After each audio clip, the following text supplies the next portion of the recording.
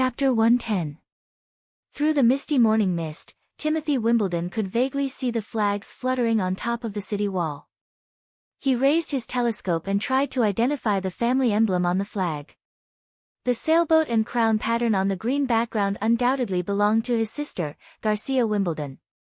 This was also the most flags on top of the city wall. The second most was the white flag, with a white base with a tower and a snake wrapped around the tower. That was the emblem of the Belia family. "Oh," he sneered in his heart, "you've taken refuge with the Queen of Clearwater, but you still hang a flag with a tower pattern. You're simply shameless. Wait until I catch you, traitor, I'll feed you the flag, Earl Belia," he thought in his heart. Finally, there was the red tower, lion, an equally shameless Sita family. Timothy was expressionless, but in his heart, he had already sentenced Aaron Sita to death, just like Toman Belia. Of course, he also had to eat the flag. "Sir Naaman, raise the flag of the Greycastle Kingdom," Timothy ordered. "Yes, Your Majesty." The Cold Wind Knight responded, and then urged his horse to run to the army behind him. "The king has ordered, raise the flag." The new king looked back and saw the flagpoles being raised, the grey flag unfurled in the wind, the black pattern appeared solemn and solemn, the huge tower and the two sides of the inverted, crossed spears. This was the emblem of the King of Greycastle. Any traitor would be beheaded under this flag. After receiving the news of Garcia's independence, he immediately took measures, mobilizing the troops of the eastern region and King's City to attack Eagle City. Although at that time, his heart was like a huge wave, he still maintained a calm appearance, which boosted the confidence of his ministers. It took nearly a month to gather the vassals and troops, a week to go to the eastern region, and another half a month to get here. Timothy finally arrived at Eagle City yesterday at sunset. Fortunately, King's City was not affected by the months of demons, so the road to the southern region was not impassable because of the snow, but the ground was very solid because of the low temperature, so the carriage team transporting grain was faster than the freedman. His team was very large, mainly consisting of his personal guards, the Royal City Knight Regiment, and the troops of the Duke of the Eastern Region, Francherite. There were more than 6,000 people in the three groups. Among them, there were more than 1,000 well-trained and well-equipped knight. According to reliable intelligence, Garcia's troops numbered less than 3,000 people, and most of them were free citizens of the port of Clearwater. Usually, they could plunder unarmed farmers and merchants, but in a head-on battle, it was impossible for them to be a match for the knight. The Minister of Finance, Sir God, had raised an objection. He believed that after the end of the months of the demons, all the places would need to be farmed, and the conscription of the army at this time would have a detrimental impact on the harvest. Therefore, Timothy did not ask his vassals to dispatch serfs to fight in the war. Instead, he gathered the freedmen in his territory and had them take charge of logistics and transportation. In this way, even if they fought in the south, they would not miss the spring plowing. No matter what, Timothy Wimbledon would never allow Garcia to stay in the Southern Territory any longer. Eagle City was not a strong city. It used to be a market, located in the middle of the surrounding towns. Later, with the development of commerce, it gradually evolved into a city, which lasted for less than 100 years. In addition, in order to promote its pro-business image, the previous lords did not build an insurmountable wall. The 3,000 civilian troops and the 2 earls' men added up together were not enough to form a large army, so the earlier they could take countermeasures, the greater their chances of winning. If they gave her a chance to breathe, and let her completely integrate the entire southern territory, it would be very difficult for them to defeat her. After a night of rest, his men had eaten and drunk to their heart's content and were ready to move out. The sun gradually turned from orange-red to a dazzling gold. The fog began to dissipate, and the brown city wall was revealed. In the eyes of the new king, it was not a real city wall at all. At best, it was just a dirt slope. From the bottom of the slope to the top of the slope, there was no need to use any siege ladders, they could directly climb up with their hands and feet. At the top of the slope, there was a circular wooden fence that was as high as a person's height. It could block refugees and robbers, but it could not block heavily armed soldiers.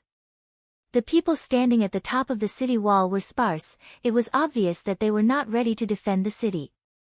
Your Majesty, the cavalry responsible for watching the south gate reported that they have observed the movement of a large group of people. The cold wind knight ran back to the side of the new king, reined in his horse and reported. Timothy handed the telescope to Duke Fran, and said in a relaxed tone, "It looks like she wants to escape." The latter carefully watched for a moment, nodded. "She can make up her mind so quickly, it can be regarded as a decisive choice. Eagle City is not suitable to defend. If she leaves her troops in the city, we will only be able to catch them in one fell swoop." The Duke said this with a smile. "As you expected in the war meeting last night, she did not expect us to come so soon." "We arrived at the right time," Timothy said. "Even if she wanted to escape, she would not be able to move at night." "You are right, marching at night is a big taboo. If she really did that, we would not need to take the initiative to attack. Her troops would collapse without a fight. And once the troops are separated at night, there is almost no possibility of them ever gathering again. In this way, even if she managed to escape back to the port of Clearwater, there would only be a dead end. Therefore, my dear sister must wait until daybreak to command the army to retreat." Timothy looked at Eagle City with satisfaction, thinking that everything she had done was not beyond her expectations. Garcia was too greedy for the symbolic status of Eagle City, so she stationed her troops here. Occupying the mansion of the Southern Guardian was indeed easier to conquer the hearts of the Southern nobles, but the benefits were also accompanied by danger. He deliberately sent a fake army to slowly travel, while he himself led the cavalry to the eastern region, without infantry, and used carriages to transport all the rations. After arriving in the eastern region, the Duke would supplement the rest of the troops, and from the other side of the kingdom, they would take a detour to Eagle City. The cavalry would first block the road, reducing the possibility of spies passing on information. It was impossible for the army to leave at once. Garcia should have received the ambiguous news 2 or 3 days ago, and today at dawn they began to retreat, which could be regarded as a hasty move. Retreating from Eagle City to Clear Spring Town would take a day on foot, and no matter what, 2 legs would not be able to outrun 4 legs. As long as he gathered 1,000 knights to catch up with her troops, chasing them down and killing them, her laughable coalition army would naturally collapse. Unfortunately, Garcia still had the possibility of escaping from his hands. If she left her 3,000 troops, and left by herself, it would not be difficult for her to return to the port of Clearwater alive. "After all, I have to go to her lair, in order to finally end this farce," he thought. "Your Majesty, according to the previous plan, let's act separately," said Duke Fran. "Do you want me to attack the city, and then go through the city through the south gate, or do you want to take a detour?" "If we take a detour, we will have to walk a long way. It would be better for me to go around from the southwest," Timothy thought. "The knights' movements are inconvenient in the narrow streets, and Garcia may also block the streets with debris, hindering the passage of the troops. Even if we take a detour, it will not hinder the follow-up pursuit." "Then I'll set off, Your Majesty." "Be careful," Timothy warned. "Garcia will not leave any troops in the city, so I'm sure there will be a lot of traps. In addition, beware of narrow streets and places with a lot of houses. As long as she ambushes a group of soldiers, they will be able to threaten your safety." "Ha ha ha," Duke Fran laughed heartily. "Please rest assured, Your Majesty, when I followed your father into battle, I have personally beheaded hundreds of people, but I have never been injured." He waved his hand to the guards around him. "Sound the horn, attack." The army behind him surged, and several streams of people came out of the formation. Under the leadership of several knights, they marched towards Eagle City. They were the vanguard troops of the freedmen, and behind them were the armored mercenaries, who were also the main force of the siege. The knight brought by the Duke had all been gathered under his command. Chapter 111. The first batch of cannon fodder did not encounter any resistance and successfully climbed up the slope. The slope formed an angle, slanting to the sky, blocking their footsteps. The fence was not tightly blocked, but left a gap for a spear to pass through. When the attackers destroyed the logs, the defenders only needed to stand behind the fence and use their spears to kill their opponents. However, to Duke Fran's surprise, the people who were originally standing on the wall had disappeared. The entire periphery was currently in a state of undefended. The vanguard troops quickly cut open several gaps with their axes, and after putting down a few logs, they rushed to the top of the wall. After a while, the wooden gate was also put down. "Let's go," the Duke shook the reins and led the rest of the troops towards the gate. From the beginning of the siege until the gate was put down, less than half an hour had passed. "What the hell is Garcia Wimbledon doing?" Fran frowned. Anyone with a little combat experience knew that when abandoning the city, it was necessary to leave behind a group of personal guards, or hire a lot of people who were not afraid of death to go to the top of the wall to block the enemy's offensive, as much as possible to buy time for the retreating troops. Princess Garcia was not a stupid person, otherwise it would be impossible for the entire southern territory to change sides with her so quickly. Why didn't she arrange a group of people to defend the wall? No matter how strong the defense, no matter how nimble the trap, without someone to operate it, it would only become a dead thing. Duke Fren thought for a moment and decided to let his personal guards enter the city first to explore the situation. The report from the guard captain was still the same. There was no resistance inside the city, but some streets were indeed blocked by wood and bricks. His subordinates had already gathered the local people to clear the obstacles. Fran no longer hesitated. He led the rest of the troops into Eagle City. He was also a veteran who had followed Wimbledon 3 for many years, so he could not be fooled by a little girl. But Timothy's move was a bit wrong. If he could wait until he attacked the gate, then directly pass through the city, he could save a lot of time. When passing through the gate, the Duke smelled a pungent smell. It was not the usual smell of rotting corpses on the battlefield, but a mixture of pine nut oil, orange peel and incense. If he took a deep breath, he could even feel some fragrance. What is this smell? He looked around but didn't find anything out of the ordinary.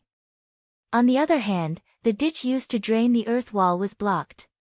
The dirty water flowed out of the ditch and slowly flowed along the ground. It was unknown how long it had been since anyone had taken care of those filthy things. They were black, and under the sunlight, they reflected colorful patterns of light. It was probably the smell of the dirty water. Fren shook his head and led the team to the castle area. Since he had conquered Eagle City, he naturally had to go to the Lord's Castle and City Hall to see if there was anything he could take away. Of course, this city was likely to have been plundered by Garcia. The golden dragon might not have been left behind, but some of the larger handicrafts and decorations were very suitable as spoils of war. It would be best to clean up the carriages that he had brought with him and use them to carry the spoils. As for the mercenaries, they were probably heading towards the shops and farms. Duke Joey was dead anyway, and it was still a question of who would be the next successor. At this time, robbing the entire city was the most important thing. After touring the Lord's Castle, Fren Charrot noticed something was wrong. The castle was empty, he thought. Not only the coins, but also the whole basement, not even a bit of cloth or food was left. Several places where murals were hung were left with blank walls, no books in the bookcases, and even the big bed in the Lord's bedroom was gone. The whole castle seemed to have been stripped bare. Was this something that could be done in a hasty retreat? Fran faintly felt that something was wrong. If they hadn't moved these things slowly from the beginning, the castle wouldn't have been so thoroughly looted. Just as he was about to go to the city hall to have a look, a thick cloud of black smoke suddenly rose from the north gate. What's going on? Is there a fire? I don't know, my lord. I've already sent Moriel to check, the guard captain said. Maybe the enemy deliberately set the fire. That's right. The Duke's first thought was that it was a trap, but he soon realized that this method of sealing the door with fire was meaningless. First of all, they could bypass the gate and climb out directly from the slope. Even if they just lit a fire, if no one took advantage of the chaos to attack, an organized team could quickly extinguish the source of the fire. The correct way to use it should be to set up troops inside the city, and when the fire broke out, they could take advantage of the enemy's panic to launch a surprise attack. This could effectively disrupt the enemy's formation, or even force them to retreat. As he said, a trap without anyone operating it was nothing more than a dead object. At this moment, the other 3 gates also emitted black smoke, but the north gate was already on fire, and the fire was rapidly expanding, as if it was piled with straw. The screams of civilians came from the city. It seemed that someone's house had been set on fire. This is not right, the Duke thought. I came from the north gate, where there was no fire starter, only an open space. But if there was no fire starter, how could the fire spread so fast? Wait, a thought suddenly flashed through his mind. Could it be that Garcia Wimbledon secretly recruited witches?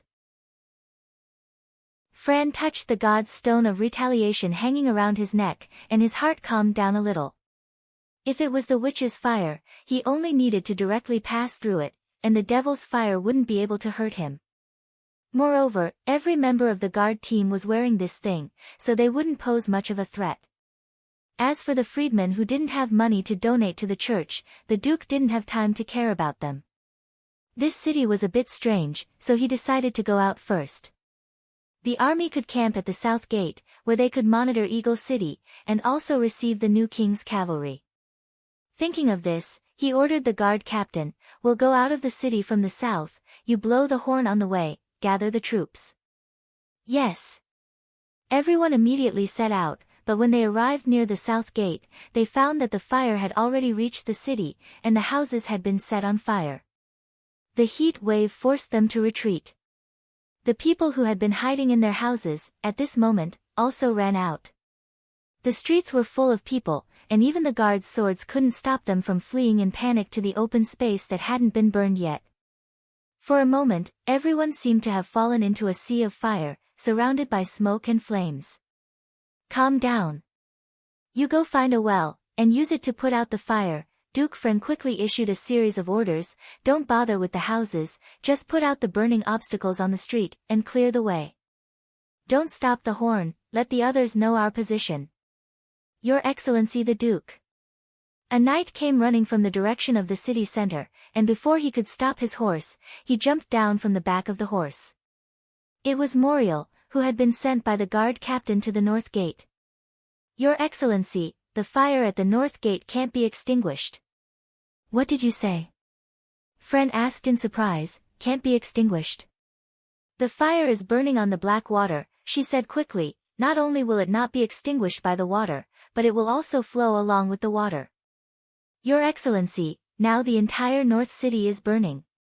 Unextinguishable fire. He murmured, yes, it seems to be the devil's fire. Then the Duke shouted, everyone, don't panic, this is Garcia using the evil witch to release the demonic fire.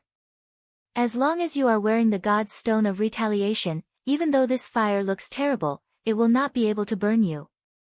So that's how it is, may you be merciful. Moriel subconsciously touched her chest. Your Excellency, what should we do? We have the god's stone of retaliation, what are we afraid of? Everyone, get on your horses, we will rush over. The Duke waved his hand. As long as the devil's fire meets the god's stone, it will naturally disappear without a trace. He paused. Moriel, you take a group of people out first, I will stay here to gather the people who are following us. Yes. The female knight nodded. Your Excellency, take care. The others, pay attention to keep up. Chapter 112. The King's City Knight Regiment was like a sharp silver blade, cutting into the rear of Garcia's team. The crowd suddenly became a mess, many people fell to the ground in panic, and then were trampled to death by the horses. Occasionally, some people pulled out their weapons to resist, but they were pierced by the skillful knight with their spears. Leading this unstoppable torrent, rushing at the forefront of the sharp blade was the chilly wind knight Naaman Moore. The blue-striped cloak fluttering behind him was particularly eye-catching. Wherever he went, the enemies would avoid him. After a round of killing, the tip of his spear and his sword were stained with blood. Timothy Wimbledon stood on a hillside in the distance, observing the situation of the battlefield. At this time, the tail of the team of 3,000 people was no longer as neat as before, the crowd was getting more and more scattered, and the team's speed almost stopped. They can't hold on for long, Timothy thought, 2 more rounds and his sister's team will collapse. These people have no way to resist the attack of the elite knight of Greycastle. most of them don't even have armor. As long as they are hit by a sword, they will completely lose the ability to fight. Almost as he expected, it took an hour to detour around Eagle City, climb over a hill, and then pass through a sparse forest. The Knight Regiment once again returned to the main road. Then he ordered the whole regiment to speed up, and finally caught up with Garcia's team at noon. Timothy divided the Knight Regiment into 3 groups according to what the Duke had taught him. Each group had about 300 people, and they would take turns to attack the enemy's flank and rear. In this way, they could conserve their horses, and in case of an emergency, they could also mobilize reinforcements. In order to avoid being surrounded, the Knight Regiment didn't need to rush into the crowd, they only needed to approach the enemy from the side, accelerate and rush, and then cut off a small part of the enemy's tail, causing dozens of enemy casualties every time. This tactic was obviously effective. After a few rounds, the enemy was killed or injured more than 100 people, but they had no power to fight back. They also wanted to organize a cavalry to fight back, but the equipment and training gap was too big. Compared to the King's City Knight Regiment, the temporarily put-together cavalry was just a group of infantry riding on horses. In a moment, those cavalry who braced themselves to fight were killed and fled. This kind of one-sided massacre was a huge blow to morale. Timothy noticed that some of Garcia's troops had begun to break away from the formation and flee in other directions. It was time to launch an all-out attack, he thought. When the Cold Wind Knight returned with his team, he did not order the next round of attack. Instead, he returned to the Knight Regiment from the hillside. "Your Majesty, they are about to be separated." Naaman wiped the sweat from his forehead. The blood in his palms had left a few marks on his face. It was the blood of the enemies. He had been fighting for so long and was still unscathed. Timothy took out his own handkerchief and handed it to him. "Well done. After a short rest, we will give the enemy the final blow." Seeing that the next round of Broken Tail charge had yet to arrive, Garcia's men realized that the decisive battle was about to begin.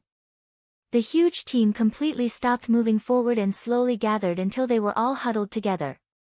The people at the outermost layer raised their wooden spears. Timothy snorted disdainfully. This was nothing more than a deathbed struggle. Without a barricade or armor, trying to stop the charge of the kingdom's Knight Company with just their bodies of flesh and blood would only result in a crushing defeat. Regardless of whether his third sister was still in the team or not, it would not change the outcome. Perhaps she had already changed her clothes and left, leaving this group of people to stall for time. But he soon found that he was wrong. The Queen of Clearwater's flag was once again raised in the crowd. The green flag fluttered in the wind. The sailboat and the crown pattern made Timothy frown. He raised his telescope and looked at the enemy's formation. He saw a vague figure of a woman standing on the platform, set up by several warriors. She raised her hand and seemed to be shouting something. He could not see her face clearly, but the fluttering gray hair revealed her identity. Garcia Wimbledon. Unexpectedly, she did not run. Timothy took a deep breath. Very good, in this way, the farce will end here early. He would not have to go to the port of Clearwater again. When the horses were fully rested, the new king issued the order for the whole army to attack. The knight and his retinue, composed of more than 800 cavalry, under the leadership of the King's Knight Regiment, launched a charge against the enemy. The tip of the sword of the Knight Regiment was still the Cold Wind Knight, Naaman Moore. Just as the Knight Regiment was about to enter the enemy's formation, a large number of people suddenly appeared on the horizon on both the east and west sides. They issued a burst of strange cries and rushed all the way to the center of the battlefield. Timothy could not believe it and stared with wide eyes. Who were these people? There was no flag, no family emblem. The sudden appearance of this army was different from any of the forces in the kingdom. Through the telescope, most of them did not even have armor, and their weapons were also varied. However, in Timothy's knowledge, there was only one kind of people who had a tall and strong figure and a strange face. The Sand Nation of the southernmost region. He no longer needed to guess whether the other side was an enemy or a friend. There was no doubt that Garcia and the Sand Nation had reached some kind of deal, allowing this group of damned foreigners to intervene in the Greycastle royal power. Thinking of this, Timothy was burning with anger. He turned around and shouted, "Sound the horn, call back the night regiment." But it was already too late. The high-speed charging army simply could not easily turn around. The night regiment plunged into Garcia's formation, and like a hot knife cutting through butter, they directly pierced the position of the Queen of Clearwater. Timothy eagerly looked at the flag that was fluttering in the wind, hoping that it would break. The Sand Nation attacking from both sides were about 1,000 people, so Garcia's army would swell to 5,000 people, which was a number that he couldn't handle. Moreover, the Sand Nation's people were very strong. Falling into close combat would be a great threat to the Night Regiment. If at this time he could kill the enemy's leader, cut off the flagpole, and destroy Garcia's militia regiment, he still had a chance to win. However, the flagpole swayed a bit, but still stood tall in the middle of the formation. The Sand Nation completed the encirclement, and followed the Night Regiment to join the battle. If not for this batch of reinforcements, Garcia's 3,000 outlaws should have already been defeated, but at this moment, they were still persisting, like a swamp, slowly dragging the Night Regiment into it. The horn of retreat resounded through the battlefield. One after another, the Night Regiment rushed out and approached Timothy, but there were still many people trapped in the enemy's formation, including the Cold Wind Knight. He was entangled by a 9 feet tall foreign warrior, and was already gasping for breath. The other side waved a giant wooden stick, creating a small empty space around the two of them. Naaman's mount had already been smashed to death. He relied on his extraordinary reaction and agility to dodge left and right, but the thick armor quickly consumed his remaining strength. Finally, when he dodged sideways, he lost his footing, and was hit in the chest by a sweeping wooden stick. The strength was so great that the armor sank into his body, and the wooden stick broke into two. The blue cloak slowly fell, and disappeared into the crowd. Chapter 113. Since the end of the months of the demons, it had only rained twice in the western region. The rest of the time, it had been sunny, as if it was making up for the winter. The previous musty smell in the office had been swept away, and the air became fresh and natural. When he opened the window, he could smell a light fragrance from the garden from time to time. By now, the land route between Border Town and Longsong Stronghold had basically been restored, and Roland had become particularly concerned about the movements of Longsong Stronghold. According to the situation of the previous year, after the land route was restored, there would soon be merchants going to Border Town to sell their daily goods, but so far he had not seen a single merchant from Longsong Stronghold. In the past week, the First Army had entered the comprehensive training stage, including the defense line and field pursuit. The former mainly relied on lightning to report the distance of the enemy in the air, and the artillery and flintlock teams fired according to the instructions. This part was relatively easy, both the instructions and the corresponding actions were clear. The former mainly relied on lightning to report the distance of the enemy in the air, and the artillery and flintlock teams fired according to the instructions. This part was relatively easy, both the instructions and the corresponding actions were clear. The former mainly relied on lightning to report the enemy's distance in the air, and the artillery and flintlock teams fired according to the instructions. This part was relatively easy, both the instructions and the corresponding actions were clear. For example, solid shells at 800 meters and 500 meters, grape shot shells at 300 meters, flintlock shots at 50 meters, and so on. The key was the field pursuit stage. According to Roland's plan, after the enemy was defeated, it would take the same 3 days to retreat back to Longsong Stronghold. Even if they abandoned the militia and mercenaries and rode back alone, it would take no less than 2 days, so the enemy must camp in the wild. This gave the First Army the opportunity to pursue. With lightning monitoring the whole process, the First Army would follow in a safe area without being discovered by the scouts, and the artillery and ammunition would be transported by Little Town. When the enemy set up camp for the night, the troops would complete the encirclement, and in the early morning, they would launch a pincer attack and annihilate the enemy. The plan did not seem complicated, but in the absence of radio communication, it was almost impossible to separate the troops and launch a joint attack. Roland could only use the witches at this stage to make up for the lack of communication. As for the final result, he was not sure. Another point was that there was not much gunpowder left, so the comprehensive training stage did not carry out live firing, and the main training was the cooperation between the firearms and artillery teams, as well as the cooperation between the First Army and the witches. He had already sent people to the faraway Fallen Dragon Ridge and Redwater City, hoping to find more sources of saltpeter there. If they could not replenish their gunpowder in time, the First Army's muskets could only be used as spears after 2 battles. Roland wrote down some new procurement plans on paper, including saltpeter, grains, seeds, and other materials. He intended to let Berev send another apprentice to Grey Castle to try his luck. There was an abundance of commodities there, especially saltpeter. As summer approached, King City's saltpeter factory would certainly be operating at full capacity. As a city with a large number of nobles and wealthy merchants, once the weather became hot, the consumption of saltpeter would be astonishingly large. He hoped to find a stable supplier that would provide Border Town with a steady supply of gunpowder. Prior to this, he had already sent 2 of his guards to carry out the plan of summoning witches and finding the fruit. The former usually disguised themselves as travelers or merchants, spreading rumors about witches in the streets, pubs, black markets and other places in Border Town.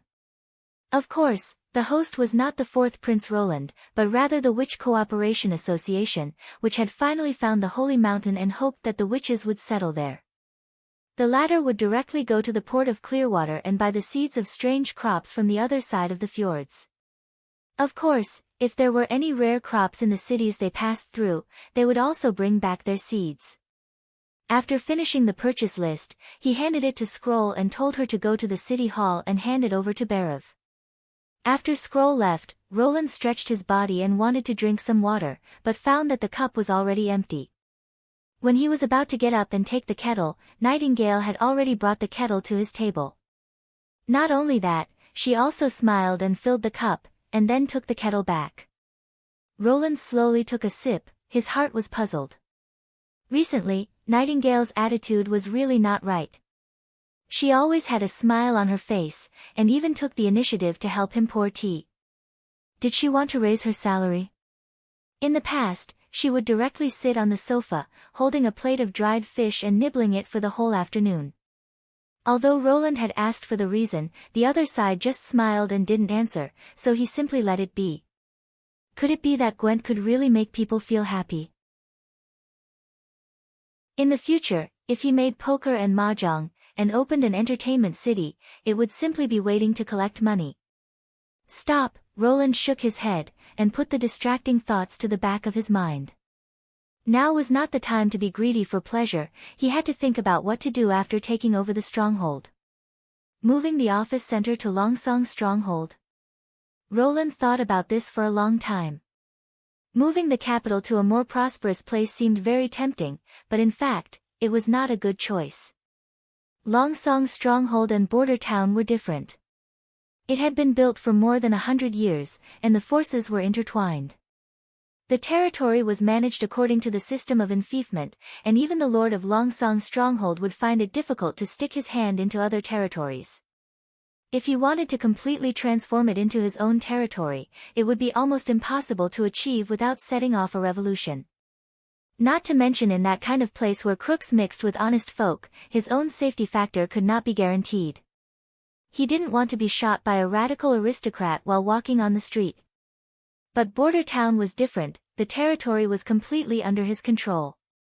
The surrounding land was vast, and there was no urgent need to expand the territory. Most of the people were composed of miners and hunters. After successfully resisting the months of demons, his reputation in this area had also risen.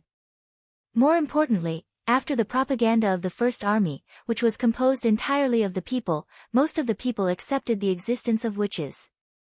Compared to the church's far-reaching influence in Longsong Stronghold or other urban areas, Border Town could easily develop into a place where witches could live.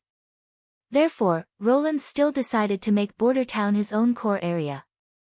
As for Longsong Stronghold, he could support other people to manage it, as long as they could provide him with a steady flow of labor and tax revenue. What he lacked the most right now were people and money. Roland's initial idea was to use Longsong Stronghold's money to hire people from Longsong Stronghold to add bricks and tiles to Border Town. The golden dragon that was plundered from the defeated nobles would be returned to the hands of the people, and then collected in Longsong Stronghold through taxes. After Longsong Stronghold handed it over to him, he would then spend it. In addition, he could also use some preferential policies to keep some people with special skills for a long time. However, these were still only a general framework. For example, who to support as an agent, specific tax policies, all these had to wait until the end of the war to consider. At this moment, a yellow figure flew in through the window, and then steadily stopped in front of the prince's table. It was lightning. Chapter 114. The vast Stronghold Coalition army slowly walked on the road to Border Town. At the forefront of the army was the Knight Regiment composed of the 6 families of Stronghold. From the armor and dress of each knight, it was easy to see the difference in strength between the families. There was no doubt that the most eye-catching was the knight under the command of Duke Ryan. Their mounts were all short-tailed horses from King's City, good at long-distance running, and bigger than the other horses. Sitting on horseback, the knight looked even more powerful. Their armor was made by the Stronghold's Hammer and Dragon's Teeth blacksmith shop. The thick, shiny silver breastplate was engraved with a huge lion head, and the shoulder armor was engraved with 2 wolf heads, as if they were opening their mouths to roar. The cloak behind them was embroidered with delicate patterns, and the waist was tied with a red silk belt. These knights were not just for show. Every year after the end of the months of the demons, they were responsible for clearing the remaining demonic beasts out of the city to ensure that the land route was smooth. Each of them had accumulated a considerable amount of combat experience. When it came to fighting alone, they were not much worse than the King's Knight Regiment, but they were slightly lacking in numbers. Of course, with the power of the Duke, it was already a very amazing cost to create an elite knight regiment of 150 people. Duke Ryan looked at this sharp division with satisfaction. There was no doubt that with their strength, no one in the western region could stop him. Walking in the middle of the team was the mercenary troops. Their equipment was much inferior in comparison.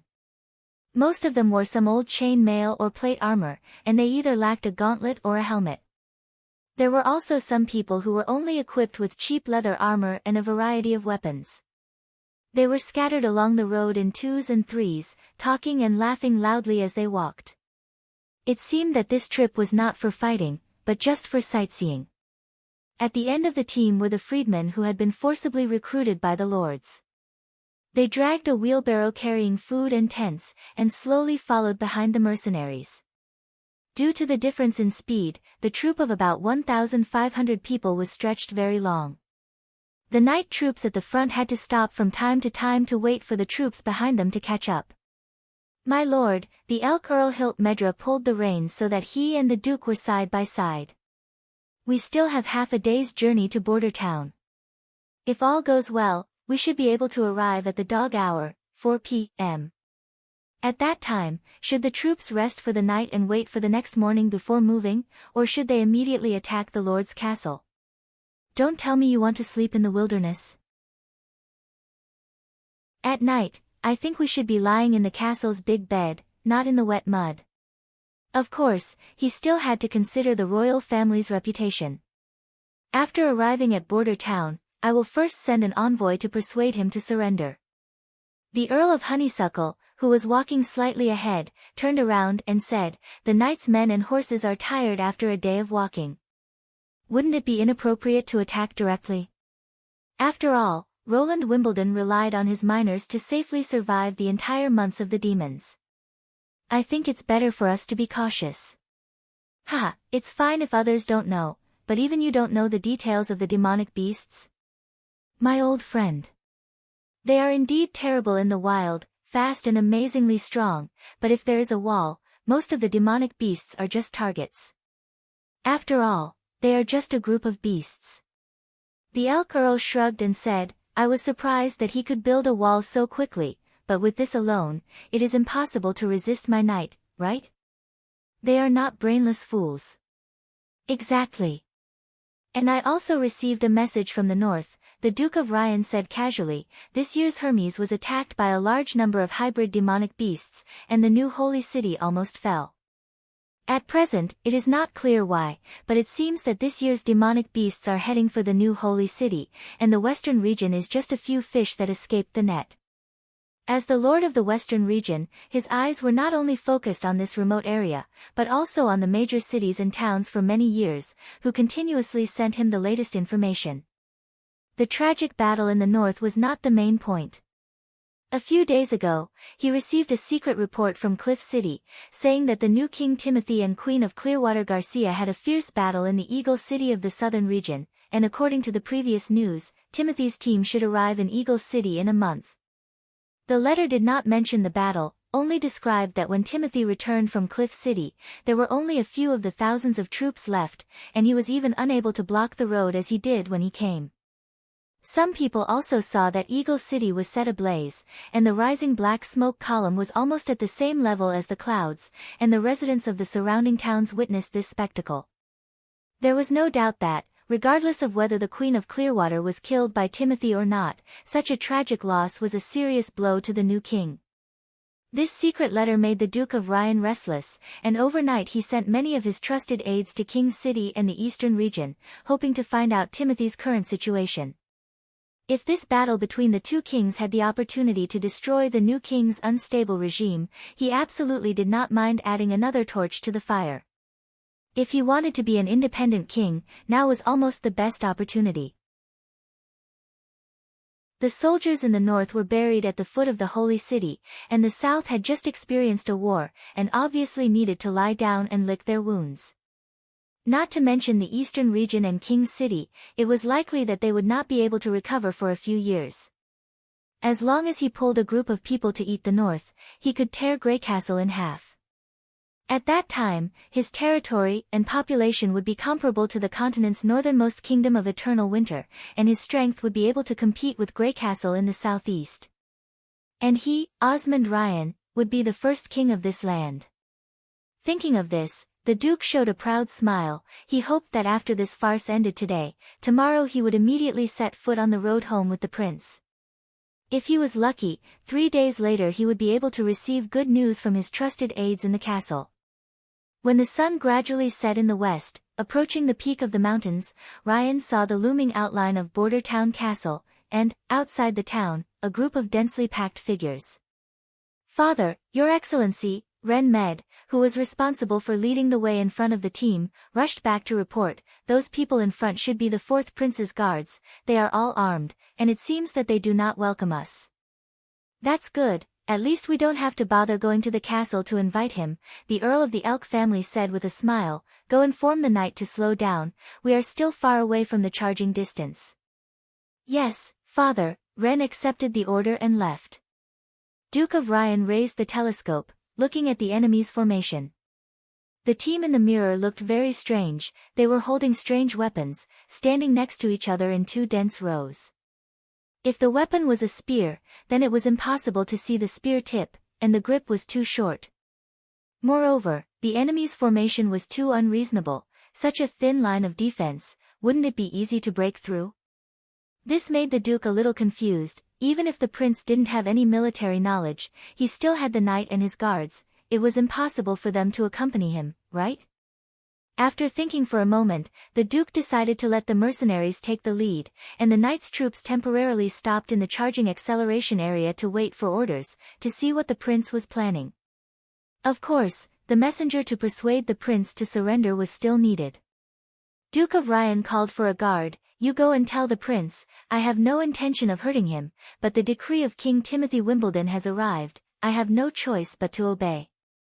If he puts down his weapons and surrenders now, he will not suffer any harm, and I will escort him back to King City in accordance with the treatment of a prince." Chapter 115. When the enemy appeared in his field of vision, Vanner saw those fully armed knight, riding tall horses and wearing shining armor, slowly approaching the town. Usually, a lord knight in the town was a high and mighty existence. Now, nearly 100 of them had come out at once. This scene made him suck in a cold breath. Vanner felt his palms sweating again, just like when he stood on the wall and faced the demonic beasts for the first time, but this time, he was facing the same kind of noble coalition of Longsong stronghold. That's not right. He spat and threw his thoughts aside. Same kind? When did those nobles treat you as one of their kind? He laughed at himself. This trip was to seize Border Town and bring the North Slope mine back under the control of Longsong stronghold. More importantly, they even intended to drive His Royal Highness out of the western region, which was unacceptable to all the members of the First Army. Yesterday, His Royal Highness had made it very clear in his speech before the war, that Timothy Wimbledon, His Royal Highness' brother, used tricks to seize the throne and killed the old King Wimbledon III. Originally, Vanner didn't have any opinion on these things between the royal family and the nobles, it didn't matter who became the king. But the Duke Ryan wanted to take this opportunity to take away His Royal Highness' territory, which was too much.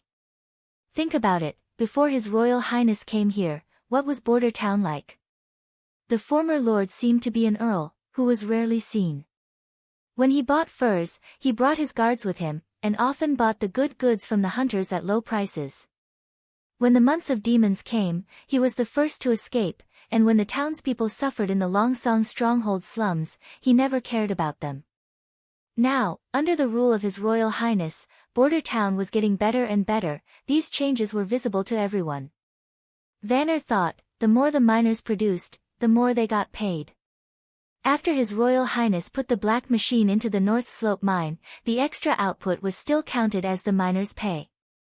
Whether it was the construction of the wall or the gravel of the mine, the villagers were paid on time. This winter, no one even starved or froze to death. Of course, the biggest change was the militia, now the First Army. With them guarding the town, no one had to curl up in the cold wooden shed of Longsong stronghold in winter, begging those big shots to give them a mouthful of food. If His Royal Highness was gone, would the Duke allow the First Army to exist? Vanner took 2 deep breaths and wiped his sweat on his clothes. Of course, they would not allow it. The nobles of Longsong stronghold did not care about the lives of the townspeople. This was exactly what His Royal Highness had said, only an army composed of the people would be willing to fight for the people. He raised his head and looked at the left side of the sky. There was a black dot circling in the distance. If he didn't look carefully, he would have thought that it was a huge bird. It was Lightning, the firing commander of the artillery team. She used the trees on both sides of the road as cover and observed the enemy's movements from above. When she flew back, Vanner also noticed that as long as she did not take the initiative to fly to the open area, the people below would only see the branches on both sides when they looked up, and it would be very difficult for them to find the witch who was scouting in the sky. Within a quarter of an hour, Lightning had flown close to the front of the formation and flashed a green ribbon. This meant that the enemy had entered the firing range of 1 kilometer. Vanner still did not know how far the 1 kilometer mentioned by His Royal Highness was, but when he saw the green signal, he subconsciously followed the rules of the comprehensive maneuver and shouted the command to load and adjust the firing angle. The 4 artillery teams quickly completed this set of actions, the muzzle was adjusted to the 3rd gear, and the gunpowder and solid shells were loaded into the barrels. Vanner had thought that after standing on the wall and fighting against the demonic beasts, he could already be regarded as experienced, but today he found that compared to Iron Axe and Brian, he was still far behind. In the afternoon, when they were assembling, his heartbeat had been difficult to stabilize. But when the 2 men led their respective teams into the firing position, they not only looked normal, but he could even hear a trace of eagerness in Brian's voice. But until now, he still had not recovered his calm, and even the Rodney brothers seemed to be performing better than him. This made Vanner somewhat depressed. He licked his dry lips and looked for Lightning's position again. At this time, the enemy suddenly slowed down a lot. "What are they doing?" Rodney asked. "I don't know." Cat's Claw opened his eyes wide and looked around. "It seems that they are adjusting the formation. Their people look a bit messy."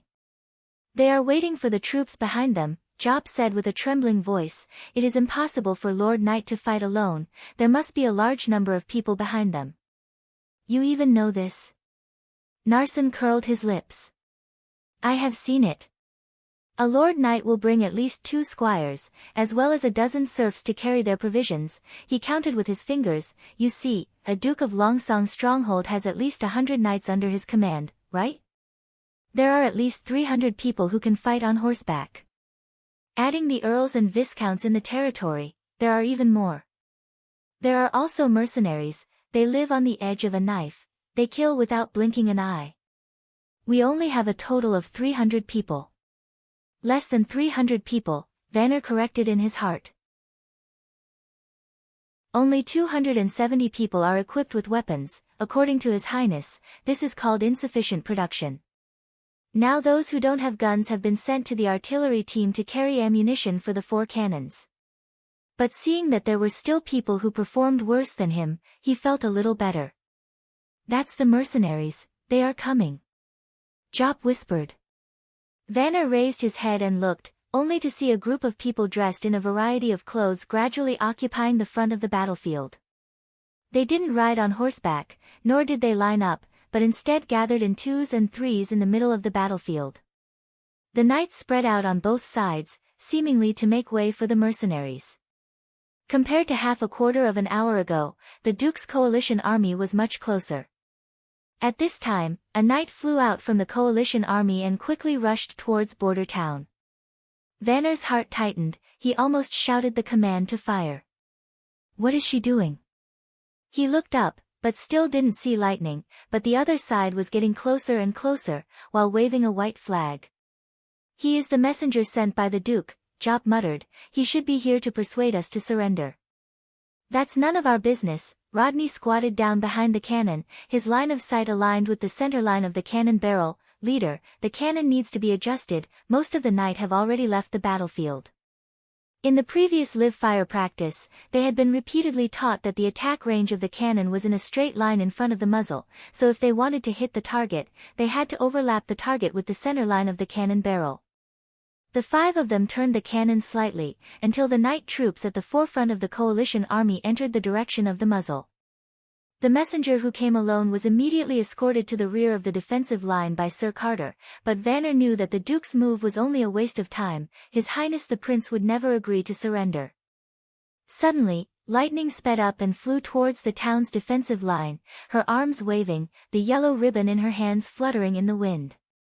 The yellow signal meant that the other side had entered the range of 800 meters. Within this distance, the cannon's solid bullets had a chance to hit the target. As long as the captain of the artillery team didn't indicate that they were forbidden to fire, the artillery teams could freely shoot. Chapter 116. The knight could not charge at the highest speed at the beginning. Horses had limited physical strength and could only maintain high speed for a short period of time. Generally speaking, they would let the horse trot at a distance of 1,000 to 800 meters, gradually accelerate at 500 meters, and finally sprint at 200 meters. When the 12-pound Napoleon cannon fired solid projectiles, the theoretical effective range could reach 1,300 meters. Perhaps because of the short range, the cannon made by Roland was too far away to be seen from a kilometer away. Therefore, he had to open fire at 800 meters. At this time, the accuracy of the cannon was guaranteed, and the shell would still bounce forward after landing, causing line damage. The probability of hitting multiple targets was still relatively high. In order to let the mercenaries go first, Duke of Ryan ordered the knight to wait in the acceleration zone.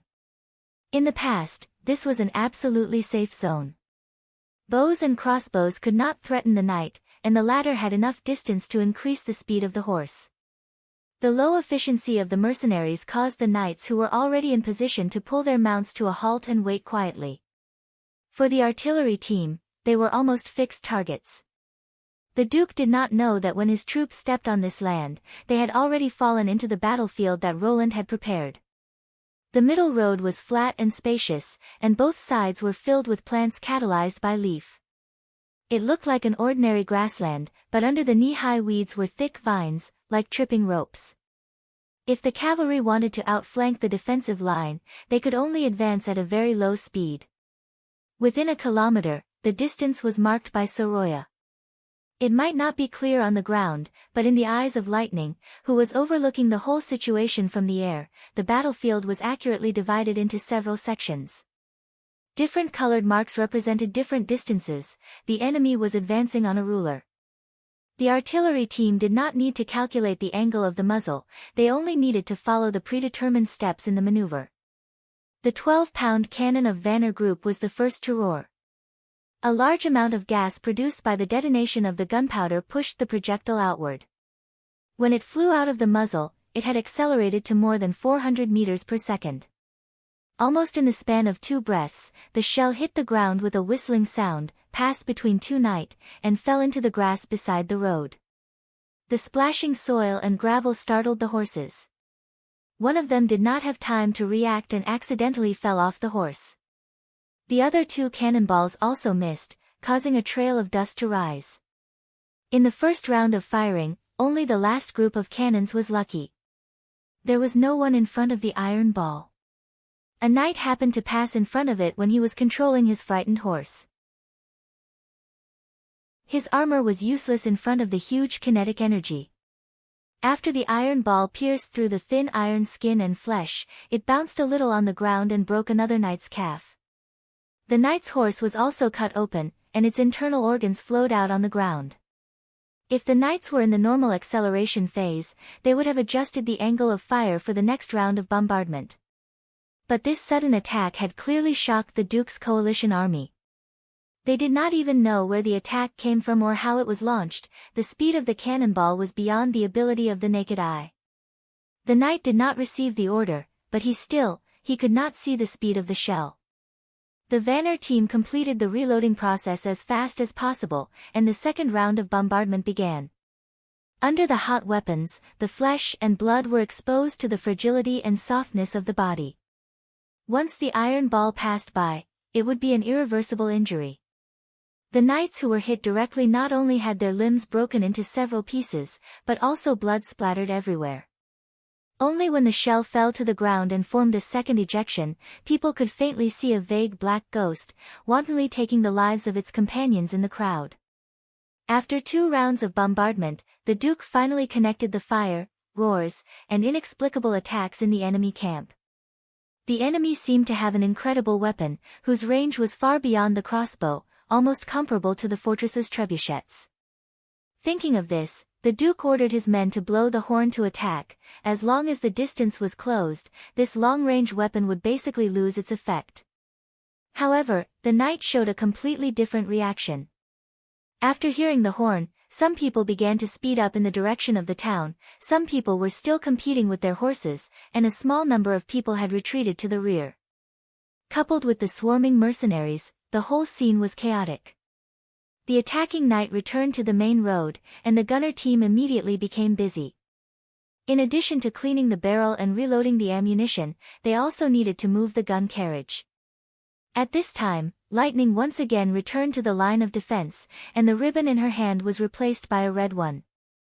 The red signal meant that the enemy had approached within 500 meters, and at this distance, the cannons could hit more than 80% of the targets. Vanner shouted, "Level the firing angle. Quick, ignite, ignite." After the deafening roar, he did not even have time to observe the results of the battle, and directly turned to the ammunition delivery staff and shouted, "Shotgun, send the shotgun up." In the artillery training, His Royal Highness had repeatedly stressed that if a red signal was seen and the barrel was loaded with solid shells, they should immediately fire and load the shotgun. If it had not been loaded, they should change to the shotgun, and wait for the enemy to enter the range of 300 meters before shooting. The canister's shell looked like a barrel-shaped tin can filled with finger-sized iron pellets and sawdust. The diameter of the can was smaller than the barrel, so after filling the canister shell, an extra thin piece of wood had to be stuffed in before the canister shell was filled. When they waited for Lightning to send the purple signal, the 4 cannons almost simultaneously opened fire. This was also the first time that Vanner used the shotgun for live firing. According to His Royal Highness, the shotgun was not easy to recover after being shot, so he only practiced the procedure without igniting it. Today was the first time that he witnessed the amazing damage caused by this special shell. After the tin barrel flew out of the muzzle, because of the huge pressure difference, the iron balls inside rained down on the enemy, and the night within 300 meters was suddenly covered by a metal storm. Blood spurted out of the bodies of the men and horses, and they instantly fell down like wheat being cut down. Some iron balls still had a lot of kinetic energy after penetrating the human body, so the overlapping targets could not escape this disaster. The knight, who were lucky enough not to be covered by the barrage, finally approached the sprinting distance. There was only one thought in their minds, that was to break through this thin line of defense, and slaughter those cowards who only knew how to hide behind the line of defense and use evil weapons. It only took a short 20 breaths to cross the last 150 meters. The remaining knight lowered their bodies and accelerated their horses to the highest speed. However, this 150 meters seemed to be close in front of them, but it was actually an unreachable distance. The last round of shotgun fire completely destroyed the fighting will of the knight. Within a range of 100 meters, the iron balls, which were not easily deformed, could already penetrate 2 or 3 people. The conical area in front of the muzzle became the domain of the Grim Reaper, and almost none of the more than 20 knight who rushed at the front was spared. The only difference was that they were hit by a few bullets. The team collapsed. There was no way to recover the team that had collapsed because of fear. The knight in the back turned their horses around and wanted to escape from the battlefield. Seeing the knight regiment scattering in all directions, the mercenaries were naturally not willing to take a step forward. They had always worked for money, and they would never risk their lives to do this kind of unprofitable business. Now that it was time to retreat, the mercenaries ran away much faster than when they came. The tide of defeat engulfed the Duke of Ryan's coalition forces, and the situation quickly became out of control. The people squeezed back and fled, and those who were pushed down were trampled to death. No one had time to care about others, and they only hated themselves for not having 2 more legs. Chapter 117. This was the first time Carter Lannis had seen such a battle. More than 300 knight had formed a huge lineup, but they had not even touched the edge of the defensive line before they were completely defeated. Until the end, they were not able to enter the 50-meter range, that was the firing line drawn by His Highness. Only after crossing the 50-meter range, were they allowed to open fire. 4 cannons forcibly contained the opponents within the 100-meter range.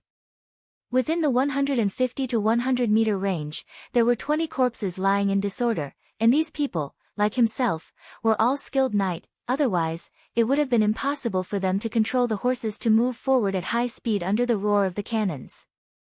Carter was glad that he was not one of them. He had a faint premonition that the future war would become very different, and with such a powerful force, Roland Wimbledon would ascend to the throne sooner or later. After seeing the tragic battlefield, a few people in the First Army began to feel dizzy, vomiting and other adverse reactions, but because it was not close combat, the shock of killing the enemy with cannons was less than that of killing the enemy with a blade, so the reaction was not serious. Carter selected a group of hunters who were accustomed to seeing severed limbs and blood to collect the bodies of the dead, and at the same time to search for those who were still alive. The sun gradually set behind the mountains. Carter looked at the blood-red sky, and the crows in the distant woods. He suddenly felt a trace of desolation. The era of the night was over. Duke of Ryan had not been able to come back to his senses. He did not understand how they were defeated. The line of defense was obviously as thin as a cicada's wing, as long as a light poke could penetrate it, but the knights scattered in all directions as if they had seen the devil. In fact, he couldn't even blame others, because the ones who charged at the forefront were the elite knights under his command. His personal guards cut down several people, making the swarming mercenaries avoid the Duke's position, but that was all. No matter how much he roared, he was unable to control his defeated subordinates. In desperation, Duke of Ryan had to follow the flow of people to retreat. This retreat was nearly 10 miles. When night fell, the Duke chose a place near the river bank to set up camp. The missing knight and mercenaries followed the torches and approached, but most of them were still missing. To make matters worse, the freedmen had not hesitated to leave their carts and provisions behind in their retreat, and tonight they had to kill a few horses for their provisions. In the largest tent in the camp, the nobles of the 5 families gathered together and looked at Duke Ryan with pale faces. The latter did not look any better. Can anyone tell us what kind of new weapon they are using? It's farther away than a crossbow, and it's not like a catapult where you can see the thrown stones. He glanced at Ren Med. You were also at the front, did you see anything? My lord, I don't know. Ren held his head. I only heard the roar, and then they fell in batches, especially the last sound. The knight who rushed to the front seemed to suddenly hit an invisible wall. I saw his body shake, and then his head and arms were torn apart, just like... He thought for a moment, an egg thrown from the top of a castle. Is it a witch? The Earl of the Elk family whispered. Impossible, the Duke said, frowning. My knight is wearing a god's stone of retaliation. A witch can't hurt them. It's not like you haven't played with a witch, in front of a god's stone. What's the difference between them and an ordinary woman? By the way, my lord, Ren suddenly seemed to remember something. Before I heard the loud noise, I saw a few cart-like things in their formation. On the cart there were huge iron pipes, which emitted red light and smoke. Iron pipes? Red light and smoke? Isn't that just a ceremonial bucket? The Earl of the Elk family wondered. The Duke, of course, knew what a ceremonial bucket was. In the past, only the nobles in King's City used it during major celebrations, but now almost every lord had one or two. In his castle, there was a pair of bronze ceremonial buckets, which would explode when put in snow powder. But compared to the soul-stirring thunder today, that sound was far inferior. The ceremonial bucket will not let the knight fall apart, the Earl of Honeysuckle said. No matter what weapon the prince used, we have already lost. What should we do next? The Duke of Ryan glanced at him with displeasure. The word, lost, was particularly harsh to him. We haven't lost yet, he emphasized. A disadvantageous battle can't change the final result. As long as we return to Longsong Stronghold, I can recruit another team, and at the same time cut off the trade on the Redwater River. Without food, Border Town won't last for more than a month. As long as he dares to bring those villagers out, my knight can defeat him from the side and behind. Victory will eventually belong to me, he thought, but the losses I've suffered are not something a small town can make up for. If I want to take the northern region again, it's almost impossible. Damn it! If I can catch Roland Wimbledon, I must tear him to pieces. But my lord, the fleet on the Redwater River is not only from Longsong Stronghold, but also from Willow Town, Fallen Dragon Ridge, and Redwater City. If we intercept all of them, won't it be? The Earl of Honeysuckle hesitated. I'll buy them all, as long as I pay them. It doesn't matter who they sell them to, the Duke said coldly. Everyone go back to their tents and sleep. We'll set out tomorrow morning. The knight with a horse will go with us, and the one without a horse will stay behind and be responsible for leading the mercenaries. It was impossible to march at night. Even if the 4th prince planned to pursue them, he would have to set out at dawn, and the first thing he would encounter would be the mercenaries left behind. He thought, even if this group of waste collapsed at the first touch, they would still be able to buy him a lot of time. The next day, the Duke didn't receive any news that the prince had caught up. In order to confirm this news, he sent his trusted aides to expand the scope of the investigation, and the results were the same.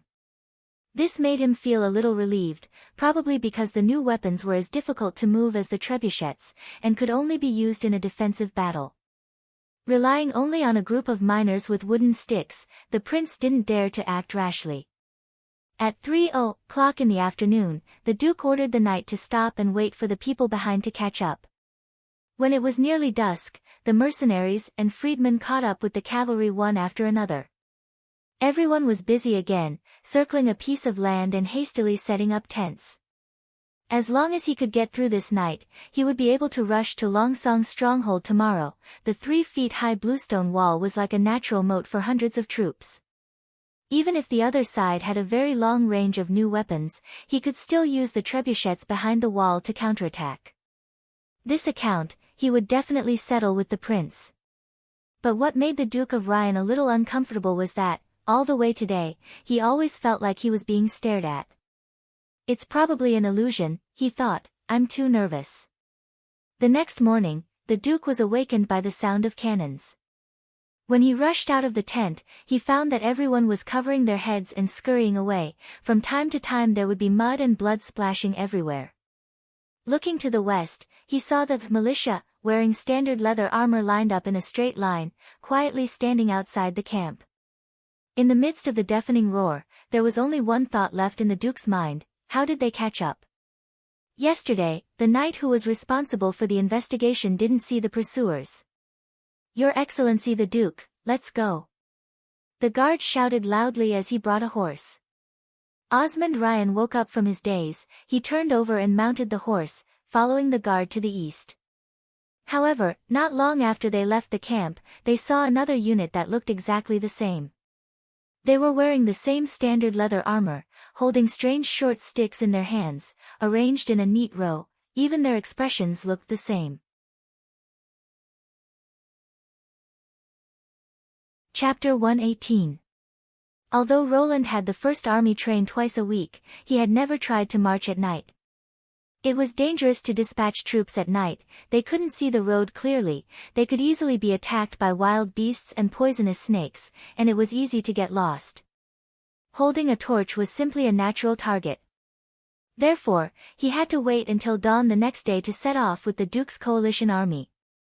In order to ensure the smooth operation, the prince decided to follow the first army.